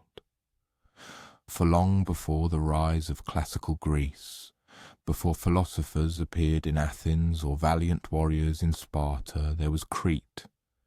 The Minoans, as they are now called, built something here that the world had never seen before, a civilization without walls. Wait, a civilization without walls? It's worth pondering that for a moment. Every other ancient city you can imagine was surrounded by massive stone fortifications, bristling with weapons ready for war. But the Minoan palaces on Crete had no defensive walls at all. Only open courtyards, vibrant frescoes, and rooms that seemed to flow seamlessly into one another, like water. A traveller walking through the ruins of Knossos, the greatest of these palaces, hears the echo of their footsteps in corridors that may have inspired the labyrinth of legend. These are not grim, frightening passages. They are filled with light and colour. The walls are adorned with images of dolphins leaping through blue waves, ladies in elaborate gowns, youths vaulting over bulls in ceremonies whose meaning we can barely grasp. Bull leaping is a significant element. Images of it are everywhere on the walls, young people, both male and female, grasping the horns of massive bulls and leaping over their backs, not killing the animals, not fighting them, but performing a kind of dance with them. However, something happened here. Something that turned bull dances into monster stories, that transformed a sophisticated civilization into a tale of human sacrifice and subterranean horror. The question is, what was the cause? A visitor might encounter an old archaeologist working among the ruins, his hands covered in dust from sifting through pottery shards older than the pyramids. He might tell you that around 1450 BC, something catastrophic happened to the Minoans. Their palaces were burned. Their writing disappeared. Their peaceful artistic culture vanished almost overnight. But what caused it? The curious traveller might ask, watching the archaeologist brush dirt from a fragment of a fresco, depicting a young woman with elaborate curls and knowing eyes. He would pause his work and look out at the sea. Perhaps an earthquake, he might say. Perhaps a volcanic eruption on a nearby island. Perhaps invaders from the mainland. Perhaps all three at once. But something destroyed this world so completely that centuries later, people could only remember it as a myth. This is where the Minotaur comes in. Sometimes, when something is too terrible to comprehend, the human mind transforms it into a story. The story of King Minos and his impossible labyrinth is perhaps how later Greeks tried to make sense of these complex ruins, these corridors that seem to lead everywhere and nowhere. Delving deeper into the reconstructed palace, the traveller begins to understand how the legend might have arisen. The building truly resembles a labyrinth. Corridors loop back on themselves. Staircases lead to rooms that lead to other staircases. Storage rooms extend underground like burrows. If one didn't know the way, one could easily get lost for hours. The throne room is particularly eerie. There sits a stone chair, adorned with images of griffins, where someone once sat making decisions that affected the entire Mediterranean. But the chair faces the wrong way, not towards the room where petitioners gathered, but towards a wall painted with more griffins. Why would a throne face a wall? Was the real power behind that wall, in some hidden chamber we haven't found yet? Or was the king of Knossos listening to voices others couldn't hear? One sits quietly in this throne room as the afternoon light streams through windows 3.5 millennia old. The silence is so complete that one can almost hear the ghosts of ancient conversations, the rustle of ceremonial robes, the distant sound of bull leapers training in the grand courtyard. But there is something else in the silence, something that makes the hairs on one's arms stand up slightly. Perhaps it's just the weight of all that history, all those vanished lives, or perhaps some echoes truly remain in the stone. The Minotaur in the stories was the son of a queen and a bull, monstrous, hungry, demanding tribute from across the sea.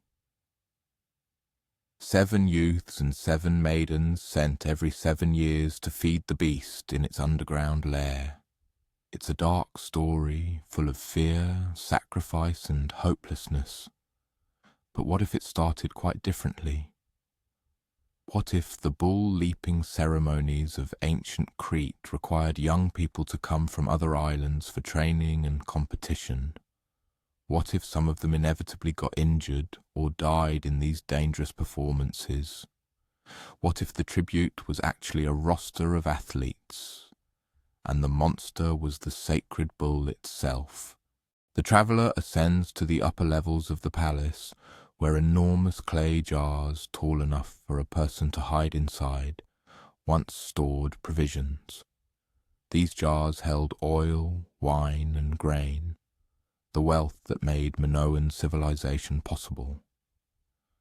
But in the strange light of late evening, they looked as if they could conceal other things, secrets, treasures, perhaps even people. The famous snake goddess figurines were found here. Small statues of women holding snakes, their eyes wide and mysterious, their elaborate dresses incredibly detailed. Were they goddesses, priestesses, queens? We don't know because we cannot yet read Minoan writing. Linear A, as it is called, and it remains one of archaeology's greatest mysteries. Imagine having the records of an entire civilization and you can't read a single word. It's like finding a library where all the books are written in a code you can't decipher. The Minoans left us their art, their architecture, their pottery, but their voices remain silent. This silence may be the most unsettling thing about Crete. Other ancient civilizations left us their histories, their laws, their complaints about taxes and the weather. The Minoans left us beauty, exquisite frescoes of flowers, dolphins and dancing people, but not a single word explaining what it all meant. The traveller passes through the Queen's chambers, where the walls are painted with dolphins swimming in underwater gardens. There's even an ancient flushing toilet, more complex than anything Europe would see again for 1,000 years. This was clearly a civilization that valued comfort, beauty, and cleanliness. So how did it become the setting for such a grim myth? Perhaps that's the point. Perhaps the story of the Minotaur isn't really about Crete at all. It's about what happens when something beautiful and complex is forgotten, and all that remains is the fear of the unknown. The hero Theseus in the myth killed the Minotaur and escaped the labyrinth with the help of Ariadne's thread. But what if the real thread was memory itself? What if the myth was ancient Greece's way of trying to find its way back to understanding a civilization they could no longer comprehend? As the sun sets over Crete, one stands in the grand courtyard where bull leapers once performed their incredible feats. The mountains around Knossos turn purple in the evening light, and the air smells of wild thyme and sea salt. Somewhere in the distance, the faint clang of goat bells can be heard as a shepherd leads his flock home. This is still a living island, not merely a museum. People still tend to olive groves that may have been growing when the last Minoan king sat on his backward-facing throne. Children still play in villages built on foundations that remember the Bronze Age. However, there is something else here in the very sensation of time. Perhaps it is the oppressive weight of all these unsolved mysteries, all those questions that remain unanswered. Or perhaps it is how the ancient ruins seem to shimmer in the heat haze, as if they are not quite tangible, not entirely gone. This unusual phenomenon becomes especially noticeable in solitary moments, when one sits alone in the throne room or passes through the labyrinthine storage rooms where colossal jars cast strange shadows. Time itself here ceases to be perceived as a continuous straight line. It seems as if the past and present coexist in the same space, separated only by a barely perceptible veil of air. The Minotaur, if it ever was a real creature, has long since departed this world.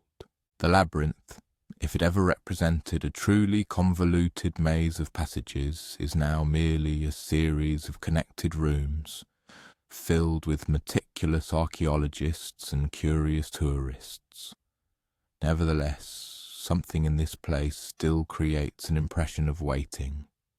It is as if it awaits someone to solve the ancient puzzle, to break the mysterious code, to finally grasp the true essence of the events that occurred here so many centuries ago. Perhaps this is why people tirelessly return to Crete, continue to excavate its ancient ruins, persistently trying to piece together fragmented frescoes and pottery. This is not mere archaeological curiosity, driven by scientific interest. It is a deep sense that there is still some undiscovered thread to be found and followed, some path that can lead back to the very heart of the legendary labyrinth. As one prepares to leave this island, where time itself moves with the viscosity of thick honey, one suddenly realizes something remarkable.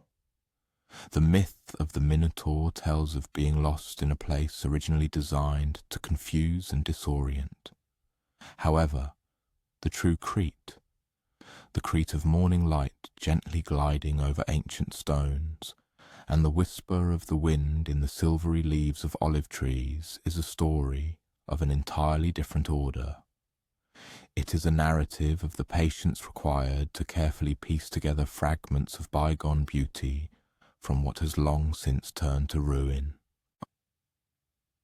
It speaks of how profound mystery sometimes proves significantly more captivating and compelling than any direct answers, and of how sometimes the most essential things remain those that we almost, but not quite, can remember.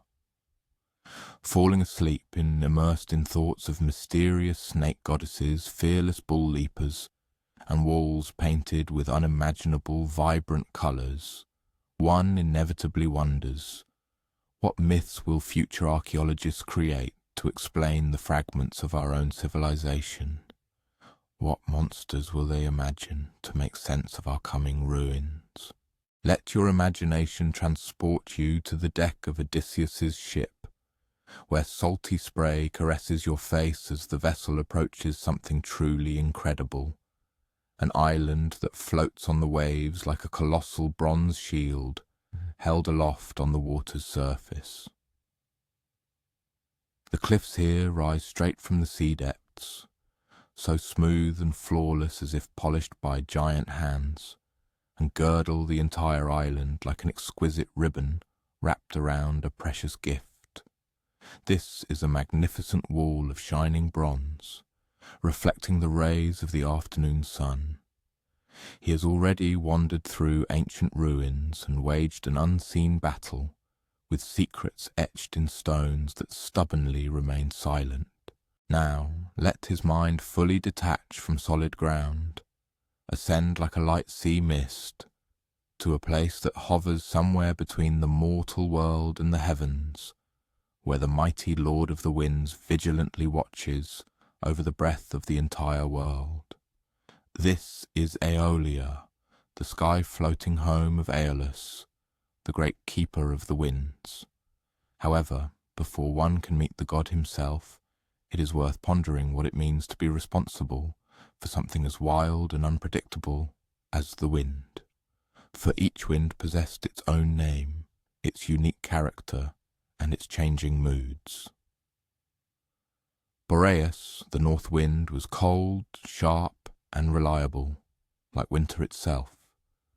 Notus, the south wind, brought warmth, humidity, and heralded the approach of storms. Zephyrus, the west wind, was gentle and fragrant, a true harbinger of spring, and Eurus, the east wind, remained unpredictable and mysterious, bringing with it whatever weather might strike its fancy. Most people tend to perceive wind merely as a simple movement of air, something that happens on its own, devoid of any thought or purpose. However, the ancient Greeks possessed a deeper understanding. They realized that wind is endowed with character.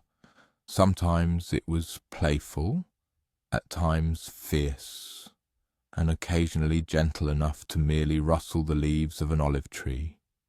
It was Aeolus who kept all these elemental forces in check.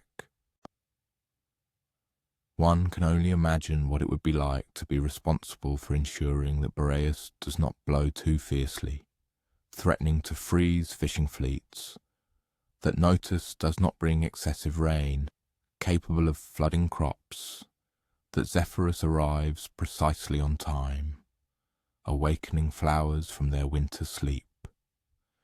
It would be akin to the role of an orchestra conductor, where each musician remained invisible, possessed enough power to sink ships or lift birds to unimaginable heights, and yet had very firm opinions about when and where they wished to play. The traveller ascends the bronze steps that spiral up the cliff, marvelling at how they seem to resonate with musical notes beneath his feet. Each step emits its own, slightly differing tone, so that the ascent to Aeolus's palace becomes like climbing a scale played on some gigantic, invisible instrument. The palace itself is unparalleled among anything one has ever seen. Its walls, crafted from cloud-white marble, do not appear monolithic at all. They seem to breathe, softly expanding and contracting like living lungs. Windows appear and disappear before one's eyes, opening to admit gentle breezes from specific directions and closing as soon as those breezes delivered their messages. And everywhere, invariably, the melodic chime of wind chimes can be heard. These were not simple bamboo chimes that one might hang on a porch, but intricate constructions, skillfully crafted from bronze, silver, and some unknown metal not found on the earth below. They adorned every archway, hung from every tree, and some even floated freely in the air without visible support. The music they produced continuously changed. At times, the harmony was so perfect that it brought tears to one's eyes. At other times, there was a dissonant clash, making one instinctively cover their ears. Yet after a while, it became clear that this was no accident. The wind chimes seemed to engage in an incessant dialogue with each other, exchanging valuable information about weather conditions across the Mediterranean. They could warn of approaching storms forming near the shores of Africa, or joyfully announce gentle breezes that helped a merchant ship return home quickly and safely. Aeolus himself, describing him is like trying to describe the wind itself, equally elusive and changeable, Sometimes he appears as an old man with a beard that flows behind him like a light mist. At other times he appears as a middle-aged woman whose hair seems woven from moving air. And sometimes his form is that of a young man whose features continuously change, like clouds scudding across the sky. He shows them the heart of his palace, a circular room with a domed ceiling that displays the sky overhead in real time. However, this is not just the sky over Aeolia itself. As one watches, the ceiling changes, showing weather conditions over Troy, over Egypt, over the boundless western seas where no human ship has ever sailed. "Welcome," he says, addressing the guest and Odysseus, and the word comes on a breeze, fragrant with olive groves, distant snow, and the deep ocean. Welcome to the place where all winds are born. However, his voice remains always the same. It sounds like the rustle of wind in pine crowns, like sails filling with a favouring breeze, like the barely perceptible whisper of air over the entrance to a deep cave. When Aeolus speaks, one perceives his words not only with one's ears.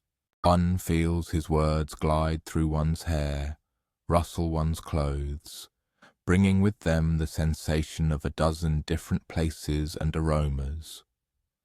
In the very centre of the room is something truly breathtaking. It is a sphere crafted from a material resembling crystallized air that hovers at chest height, slowly rotating. Within the sphere, the observer sees continuous movement, swirling, dancing, rapidly moving patterns of silver, gold, and translucent blue. Mesmerized, one watches as these patterns within the sphere chase each other in intricate games.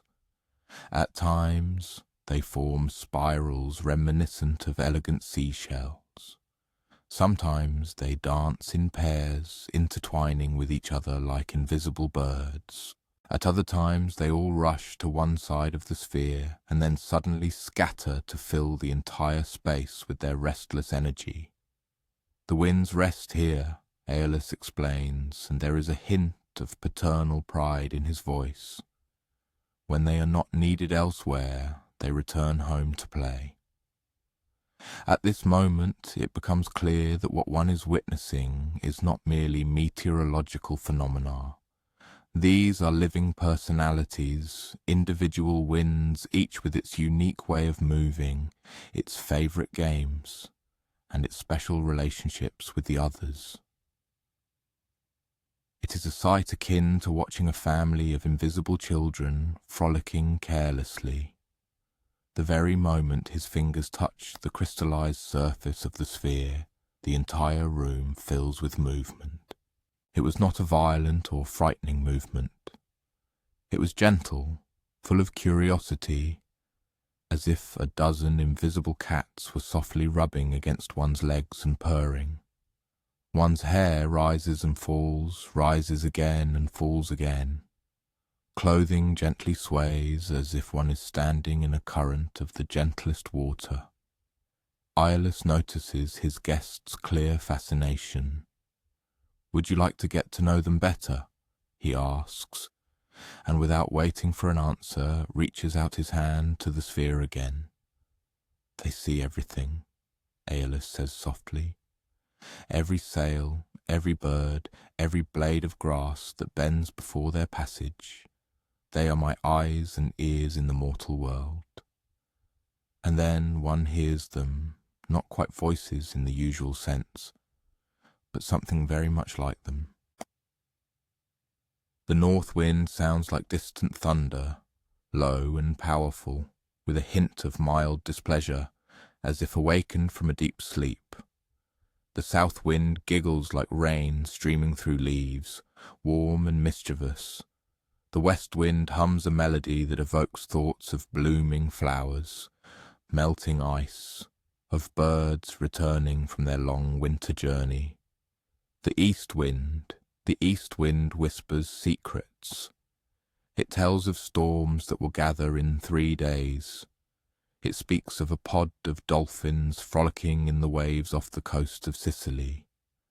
And it shares stories of a lonely lighthouse keeper who talks to the wind because he has no other company. Silence.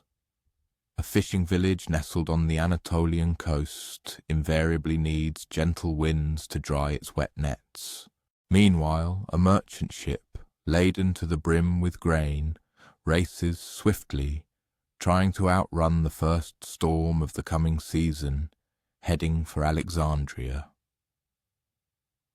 And somewhere in the mountains of Thessaly, a young shepherd carefully studies wind patterns to predict where his flock will graze next week. Observing Aeolus's work, it becomes evident that it completely defies conventional notions.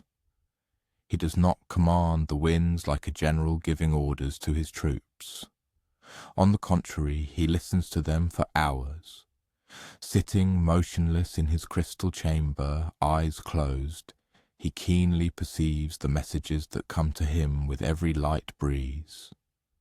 For an entire month, Odysseus and his companions reside on the floating island. And what a month it is! Every morning, awakening is accompanied by the gentle chime of newly born wind chimes. It turns out they grow, like flowers in Aeolus's gardens, sprouting from seeds of crystallized music that the winds bring from their distant journeys. How do you manage all this? The observer asks him one evening, watching the setting sun paint the palace's bronze walls in coppery reds. Aeolus senses everything, the needs, the hopes, the weather conditions that form and dissipate across thousands of miles of sea and land. And somehow he finds ways to help. A small push here to quicken the favourable winds for a grain ship. A gentle change of direction there to bring dry air to a fishing village. A warning whisper to a shepherd about rain approaching from an unexpected quarter. Aeolus smiles, and his smile comes with a breeze carrying the scent of jasmine. How do you keep track of every beat of your heart? He replies. Some things become so integral to one's being that they require no thought. However, there is something melancholic in his voice, something that makes one look at him more closely. For all his power, for all the beauty of his floating island and his crystal sphere filled with playful winds, Aeolus seems lonely. He is connected to everything and everyone through his winds, yet he is destined to remain apart, observing, listening, and making careful adjustments from his floating home, suspended between sea and sky. It is then that a deep understanding of what it means to be responsible for the forces of nature comes. One can never fully join the world one protects. Aeolus cannot sail on ships, for his presence would disrupt the very winds these vessels need. He cannot walk in mortal gardens, for the flowers and trees would bend away from him in confusion, not knowing which way the wind should blow. The observer watches Aeolus tie a silver cord, and is struck by the meticulous care with which he makes each knot. This is not merely a favour for a visiting hero, it is a true work of art, a demonstration of his profound understanding of how winds function, how they can be stored, preserved, and released at the opportune moment. Do not open it until you return home, he warns, and his voice carries the weight of absolute authority. And do not let your men open it. The winds within are strong enough to carry you to the ends of the earth. When the time comes for Odysseus to depart, Aeolus gives him a gift that becomes part of one of the most frustrating stories in all mythology. A leather bag, tied with a silver cord, containing all the winds capable of blowing Odysseus's ships off course. Only the west wind is left free, to carry the hero directly home to Ithaca. Instead, they encounter a hurricane. The captive winds burst from their prison like wild horses, howling in rage at their confinement, rushing in all directions at once. In an instant, Odysseus's ships, with torn sails, cracked masts, and exhausted, terrified crews, are blown back to Aeolia. As they wash ashore on the floating island's bronze beaches, Iolaus looks at them and shakes his head. The wind chimes around his palace sound mournfully, playing a slow dirge for opportunities lost due to foolishness. Of course, Odysseus's men do exactly what they were forbidden to do. As soon as they see Ithaca, as soon as they are almost home after 10 years of wandering, curiosity overcomes them. They untie the silver cord while Odysseus sleeps, expecting to find treasures inside the leather bag. As Odysseus and his companions sail away from Aeolia again, they look back at the floating island, which grows smaller behind them. The bronze walls catch the morning light one last time. The wind chimes play a farewell melody that grows softer with distance, and slowly the island dissolves into sea mist and memory. And that is all. No second chances, no negotiations. Odysseus and his men must once again push their damaged ships into the water and continue their journey without any help from the Lord of the Winds. "I can no longer help you," he says sadly. "The winds you released through your greed have told me everything. You are no longer under my protection." But here's what stays with the observer long after the island vanishes. The image of Aeolus in his crystal chamber, listening with endless patience to the needs of a world he can protect, but never fully join. The sound of the wind chimes that grew from seeds of music. The sight of invisible winds playing tag inside a sphere of crystallized air. And perhaps most of all comes the realization that some gifts, like a favoring wind, like a second chance, like the trust of forces greater than ourselves, can only be given once. That some forms of help require not only gratitude, but also wisdom. That some kinds of power are too important to be taken lightly. Today, listening to the wind move across the world outside the window, one might wonder, what messages does it carry? What careful adjustments is someone making somewhere between earth and sky to ensure the right breezes reach the right places at the right time? And what silver-corded gifts might we carry, but lack the wisdom to appreciate? The observer listened as the winds carried messages across unimaginable distances, contemplating gifts that require wisdom to be used correctly. Now let his mind settle in a quieter place, a palace rising above the harbour, where the same woman watched the same ship return for 20 long years.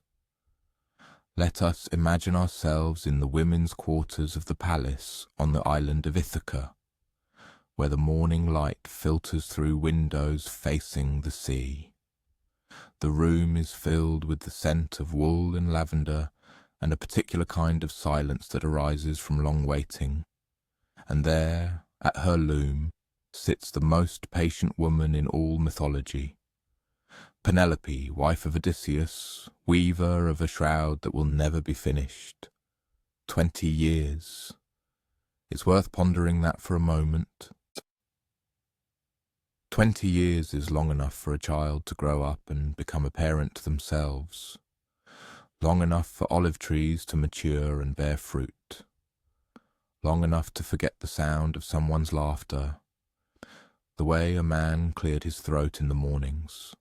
The particular way he tied his sandals, but Penelope remembers everything. The observer watches her hands as she works at the loom, and they move with the automatic precision that comes with decades of practice.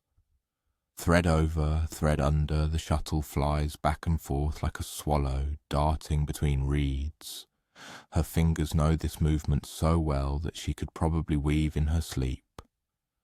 And perhaps sometimes she does. Perhaps sometimes in the grey hours before dawn, she finds herself standing at the loom, not remembering how she got out of bed, adding a few more inches to the burial shroud she was weaving for her father-in-law, Laertes. But here's the thing about Penelope's shroud. It's been almost finished for 3 years.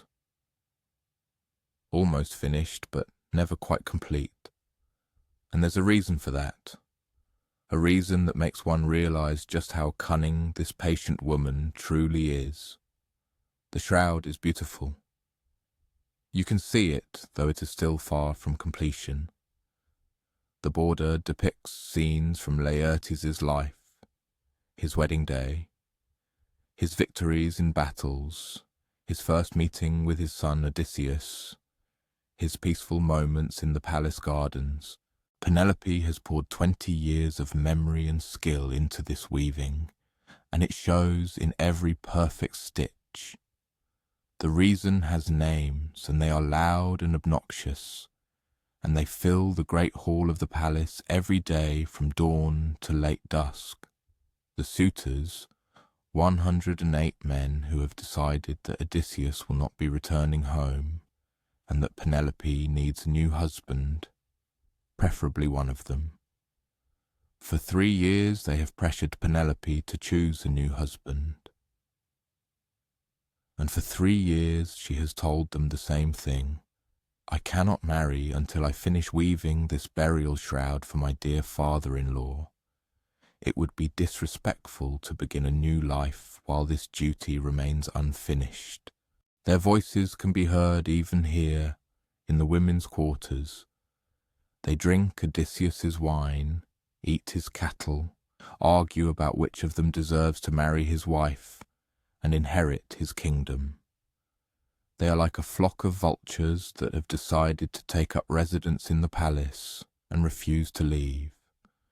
It sounds reasonable. It sounds like something a beautiful daughter-in-law would say. The suitors grumble and complain, but they cannot argue with it. After all, honouring the dead is sacred. Even vultures understand that. What they don't understand, what they cannot even imagine, is that every night, after the palace falls silent and the last drunken suitor stumbles to his makeshift bed in the courtyard, Penelope gets out of bed and returns to her loom. The observer witnesses her actions, and the sight is simultaneously heartbreaking in its compassion and admirable in its ingenious design. Her fingers, so nimble and confident during the day's weaving, now move with a special, almost ritualistic meticulousness, with the methodical precision of unravelling. She does not tear the threads in a chaotic frenzy. She undoes her own day's work, stitch by flawless stitch, carefully preserving each thread so that tomorrow it can be woven back into the fabric.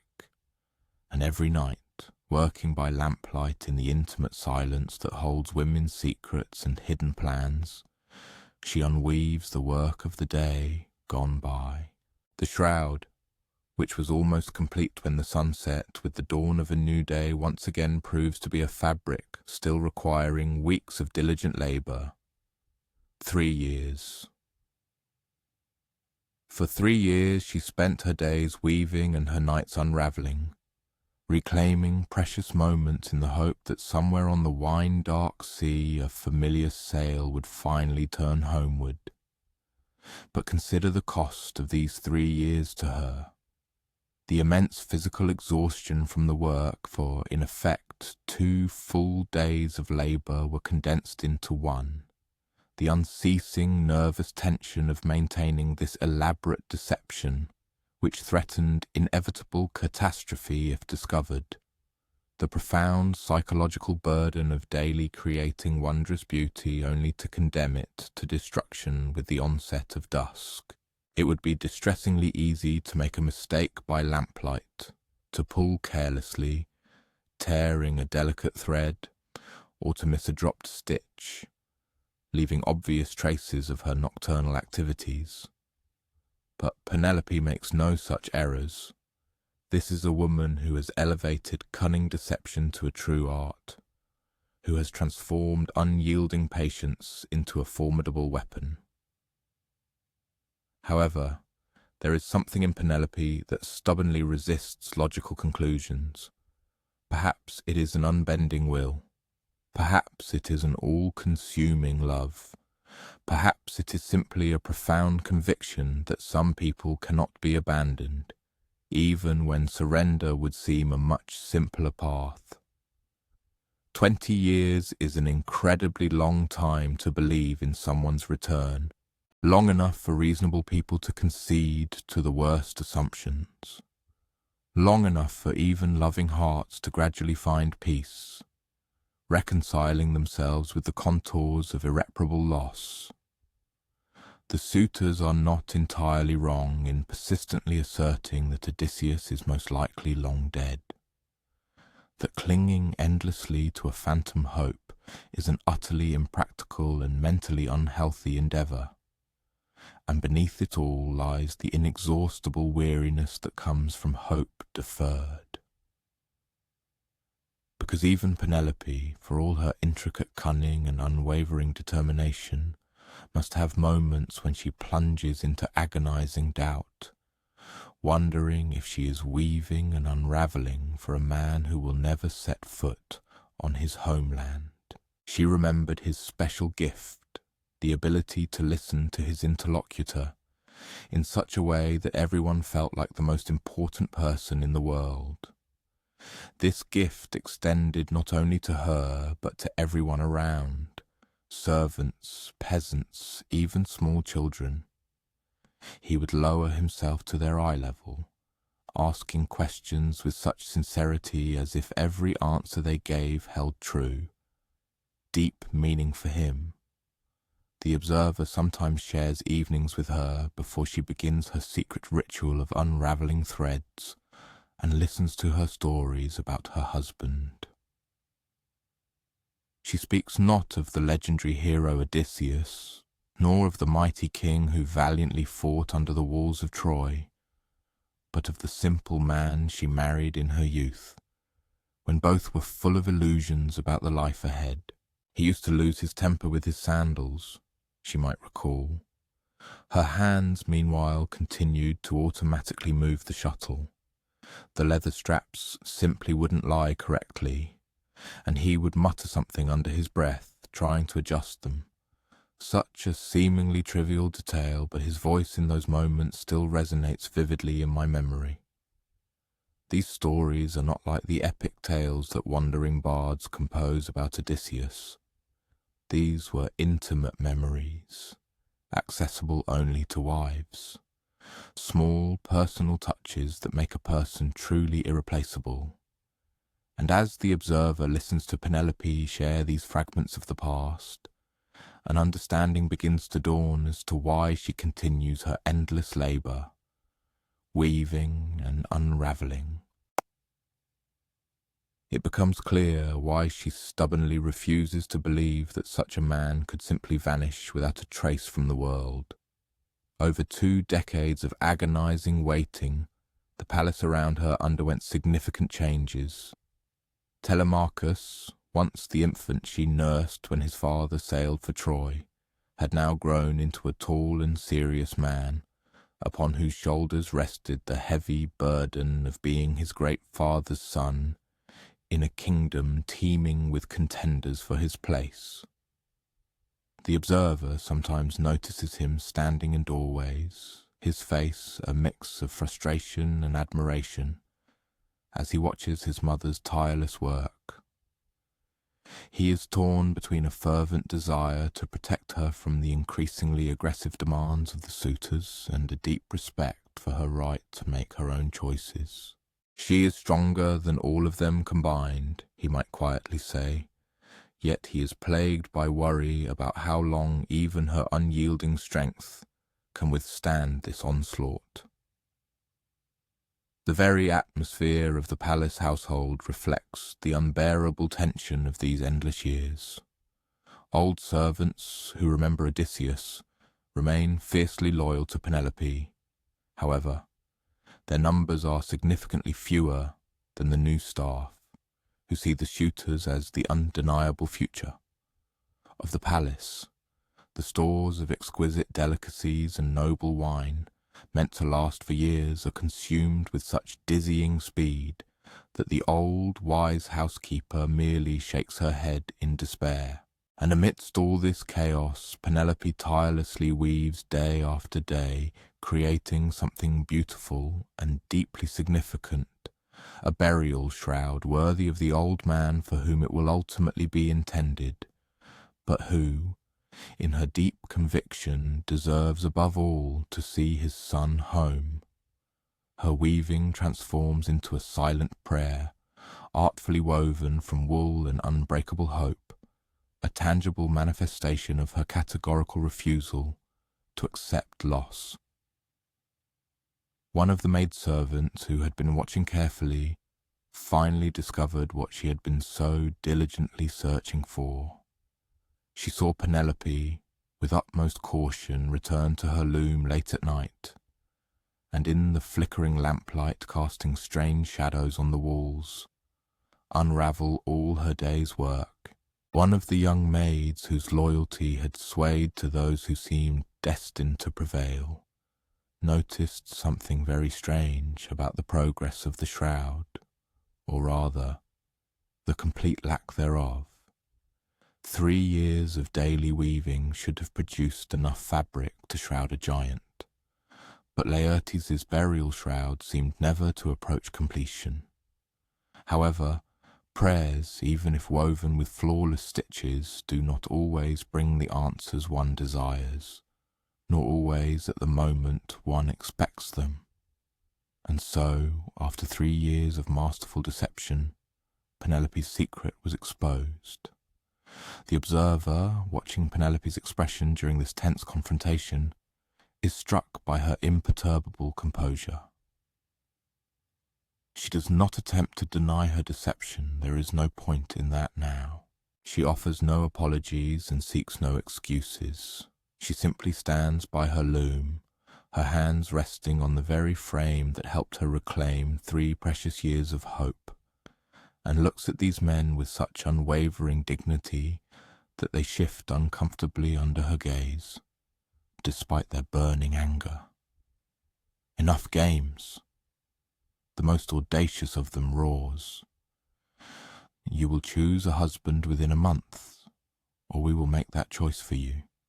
The confrontation itself, when it erupts, proves as repulsive as it is predictable from men who have just realized they were skillfully outwitted by a woman they, in their naive opinion, had completely subjugated to their will. The suitors burst into the women's quarters like a pack of fierce dogs, spewing accusations and furious demands. However, even in the seeming act of surrender, Penelope finds a way to exercise her intricate cunning. The contest she proposes, to string Odysseus's great bow and send an arrow through 12 axes lined up, theoretically appears feasible for any skilled archer, but this is a bow that only Odysseus could ever string. It was a weapon so perfectly suited to his prodigious strength and unique technique that it seemed an extension of his own body. Very well, she finally pronounces, I will make my choice. The suitors, of course, remain oblivious to the true state of affairs. They see the bull before them and naively believe it is merely a matter of brute strength and long training. What they fail to realize is that some objects are made for one person alone, and no amount of power or persistence can alter that fundamental truth. Perhaps it is a wedding veil for a marriage she wholeheartedly hopes will never take place. Perhaps it is a sail for a ship that, in her deepest dreams, will finally return to its home shores. Or perhaps perhaps it is simply an occupation for her hands while her heart prepares to embrace either great joy or unbearable sorrow.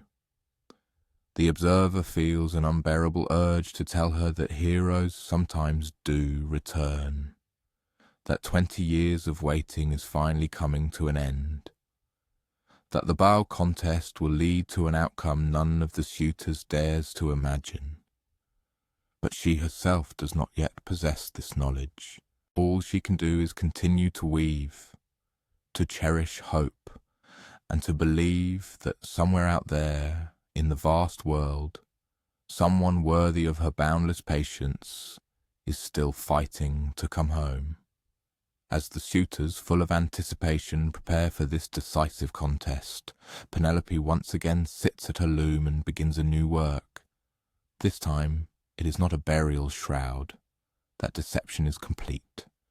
Instead, she begins to create something entirely different, something whose pattern is known only to her.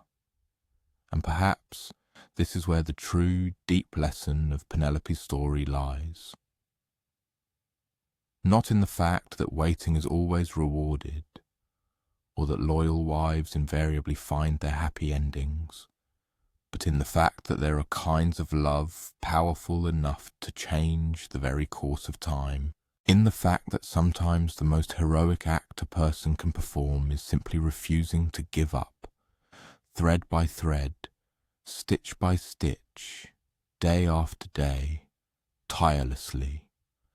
Today, as one contemplates the things in one's own life for which patience is worthwhile, one might hear the soft slide of the shuttle piercing the threads, a sound that beats the rhythm of time like a heartbeat measuring hope in inches of skillfully woven fabric. One pondered the immense patience required to wait 20 years for a loved one to return home.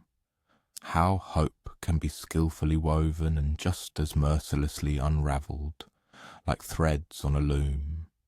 Now let his mind turn to the eastern horizon, where every new dawn is born, where a goddess with rosy fingers paints the skies in the same wondrous hues for millennia.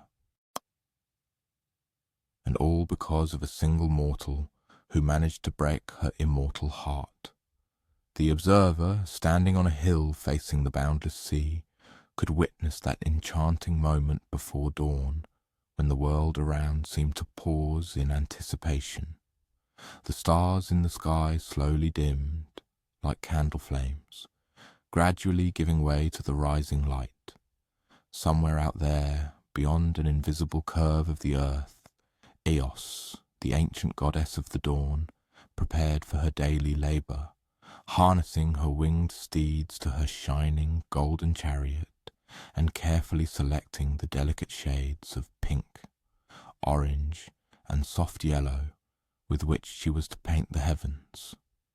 However, every morning, for many millennia, she lingers before beginning her unchanging journey. Her gaze is fixed downwards to the earth, searching for what she is destined never to find again. She remembers the one who rightfully could have possessed immortality, but chose to remain beautiful, agonizingly human. His name was Tithonus, and he was considered the most charming mortal who ever walked the earth. His beauty was not the rugged stature of warriors or royalty. It was like the dawn itself, gentle, golden, somehow perfect, as if the gods, in attempting to create the ideal man, had surpassed their own expectations. Eos first beheld him in his youth, as he stood in the gardens of Troy in the pre-dawn light. She fell so completely in love that for a moment she forgot her duty to bring morning to the world. Sailors awaiting the first light noticed this unusual delay. Farmers, already preparing for field work, wondered why the sky remained shrouded in darkness. But Eos could only gaze upon this mortal who seemed to be woven from condensed sunlight.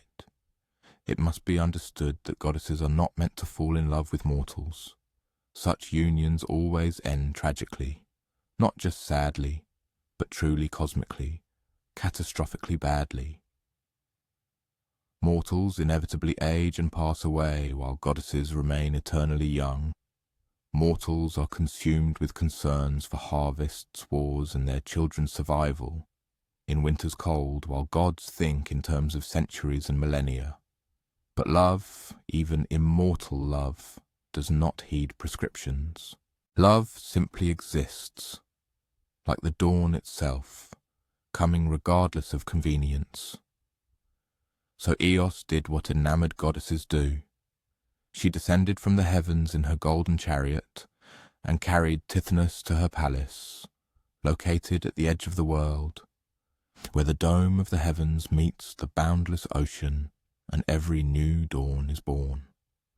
Can one imagine being carried away by the dawn itself, not into darkness and horror, but into light and wonder? He was borne through the morning sky on horses whose hooves sounded like distant thunder, their manes flowing behind them like fiery roars. Tithonus could have been afraid. He could have begged to be returned to his mortal life, to his earthly concerns, to his finite lifespan. Instead, he looked at Eos, truly saw her with an attention that penetrates beyond outward power and beauty, and fell in love in return. And oh, what a love it was! In her palace, woven from crystal, clouds, and eternal sunrise, they lived in absolute bliss. Eos began each day by painting the sky for the world below, and Tithonus watched her work, learning the secret names of colours that did not exist in mortal language. That shade, right there, he might say, pointing to a particularly exquisite rose-gold streak. What do you call it? Hope touched with sorrow, she might reply, her brush dripping with light, gliding across the heavens. I use it on mornings when someone below is about to receive news that will change their life forever. Thus passed their decades. He learned the art of creating dawn, and she discovered what it meant to be truly understood in her work. But decades fly by unnoticed when one is happy, and eventually Eos noticed something that filled her immortal heart with a completely mortal fear. Tithonus was aging, not rapidly, not dramatically, but just the gentle, inevitable aging that touches all mortals. A few wrinkles around his eyes when he smiled, hair still golden but streaked with grey, hands still tender but with light age spots appearing. He remained beautiful, always would be beautiful to her, but he was also unmistakably heartbreakingly mortal. That night, while Tithonus slept peacefully in their bed of clouds and starlight, Eos made a decision that would haunt her for all eternity. She flew to Olympus and, throwing herself at the feet of Zeus, king of the gods, pleaded for the only gift that could save her love from the fate awaiting all mortals. Make him immortal, she begged, and tears of liquid dawn streamed down her face. I cannot bear his death. Grant him immortal life, and I will paint the most beautiful dawns the world has ever seen. Zeus, understanding both love and all its complexities, granted her request. With a single word, he bestowed upon Tithonus the gift of immortal life. However, when making requests of the gods, one should be exceedingly careful in formulating what is desired. And Eos, in her desperation and all-consuming love, forgot to ask for the one thing that makes immortal life meaningful. She asked for eternal life, but she did not ask for eternal youth. Consider, do you see the horrifying perfection of this oversight? Tithonus was to live forever. Yes, but he was also to age forever. He would age and age and age even more throughout eternity, never dying, but never stopping the slow slide into decrepitude and fragility. At first it didn't matter much. Tithonus aged slowly, gracefully, like a fine wine, gaining a particular complexity over time. His hair turned fully grey, then completely white, but it was still beautiful in the dawn light. His face became lined, but these were kind lines, lines of laughter, traces of decades of happiness. But decades turned into centuries, and centuries into millennia, and Tithonus continued to age. His back bent under the weight of unimaginable years. His hands trembled with a palsy no medicine could cure, because it was not a disease. It was simply the accumulated weariness of existing for too long. His voice, once clear and sweet as morning bird's song, became a whisper, then a croak, and then something barely human at all. His eyes, once seeing wonder in every sunrise, clouded with cataracts that would never heal, for healing requires the possibility of death and renewal. And through it all, Eos continued to love him. And she painted the most beautiful dawn she could imagine for him, brought him nectar and ambrosia, sang him songs known only to goddesses. But love, however pure and strong, could not undo the gift granted by the king of the gods. Eventually, though eventually is a strange word when speaking of eternity, Tithonus became so old, so fragile, so withered under the burden of endless years, that he was barely recognizable as the golden youth Eos had once loved. Some legends say that she eventually mercifully transformed him into a grasshopper, a creature whose voice is merely a whisper in the grass, whose life is tied to the cycle of days and seasons, who speaks in a language of small, persistent sounds that most people don't even notice. Other stories claim he simply vanished, becoming one with the dawn itself. His voice now is the sound light makes as it touches the world. His presence is the reason sunrises are both beautiful and sad. But every morning as Eos harnesses her horses to her chariot and prepares to bring light to the world, she remembers. She remembers what it was like to love someone completely, to wish to keep that love forever, and to realize that some gifts are too dangerous to ask for and too precious to refuse. And perhaps that is why dawn is the most melancholic time of day. Beautiful. Yes, breathtakingly, impossibly beautiful, but touched with sadness, with the knowledge that all beautiful things are temporary, that love and light and life itself become precious precisely because they do not last forever. The observer, looking at today's sunrise, might feel it, the way the light hovers for just a moment before fully arriving, as if Eos is still looking down at the world, still hoping for a glimpse of something golden and perfect, and irretrievably lost. The colours she now paints across the sky are more complex than in those first happy decades with Tithonus. Rose gold touched with grief, pink streaked with longing, orange holding the memory of laughter, yellow carrying the weight of regret. She has become a true master of her art through suffering, creating beauty that speaks to everyone who has ever loved something they couldn't hold, who has ever made a wish they couldn't unmake, who has ever realized that sometimes getting exactly what you ask for is the cruelest gift of all. And yet she continues to paint the sky, morning after morning, age after age. Not because she has to.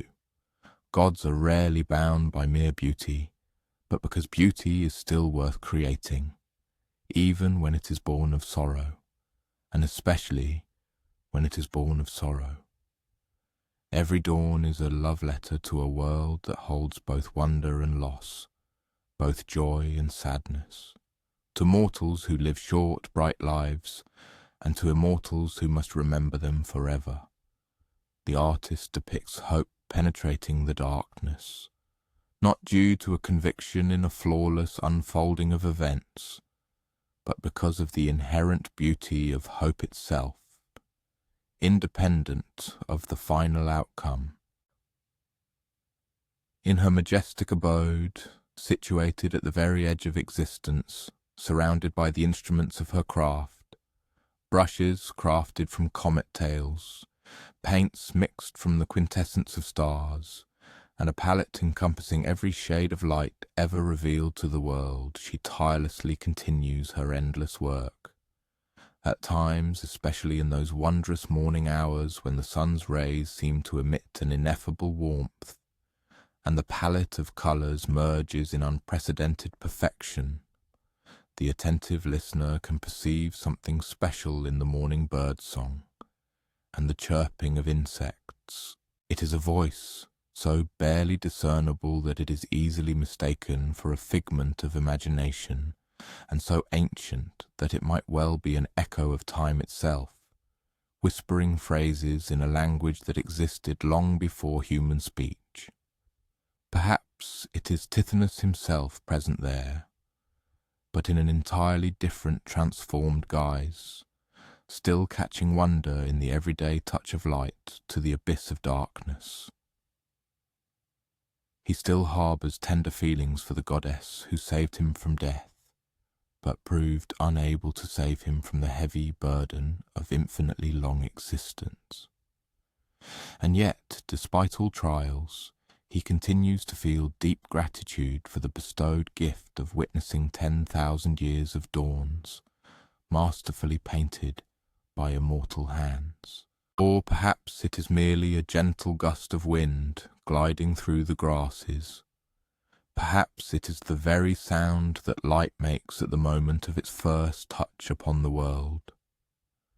And perhaps it is the voice that hope emanates, resurrecting each morning, regardless of the hardships the past day brought or the challenges the coming day holds.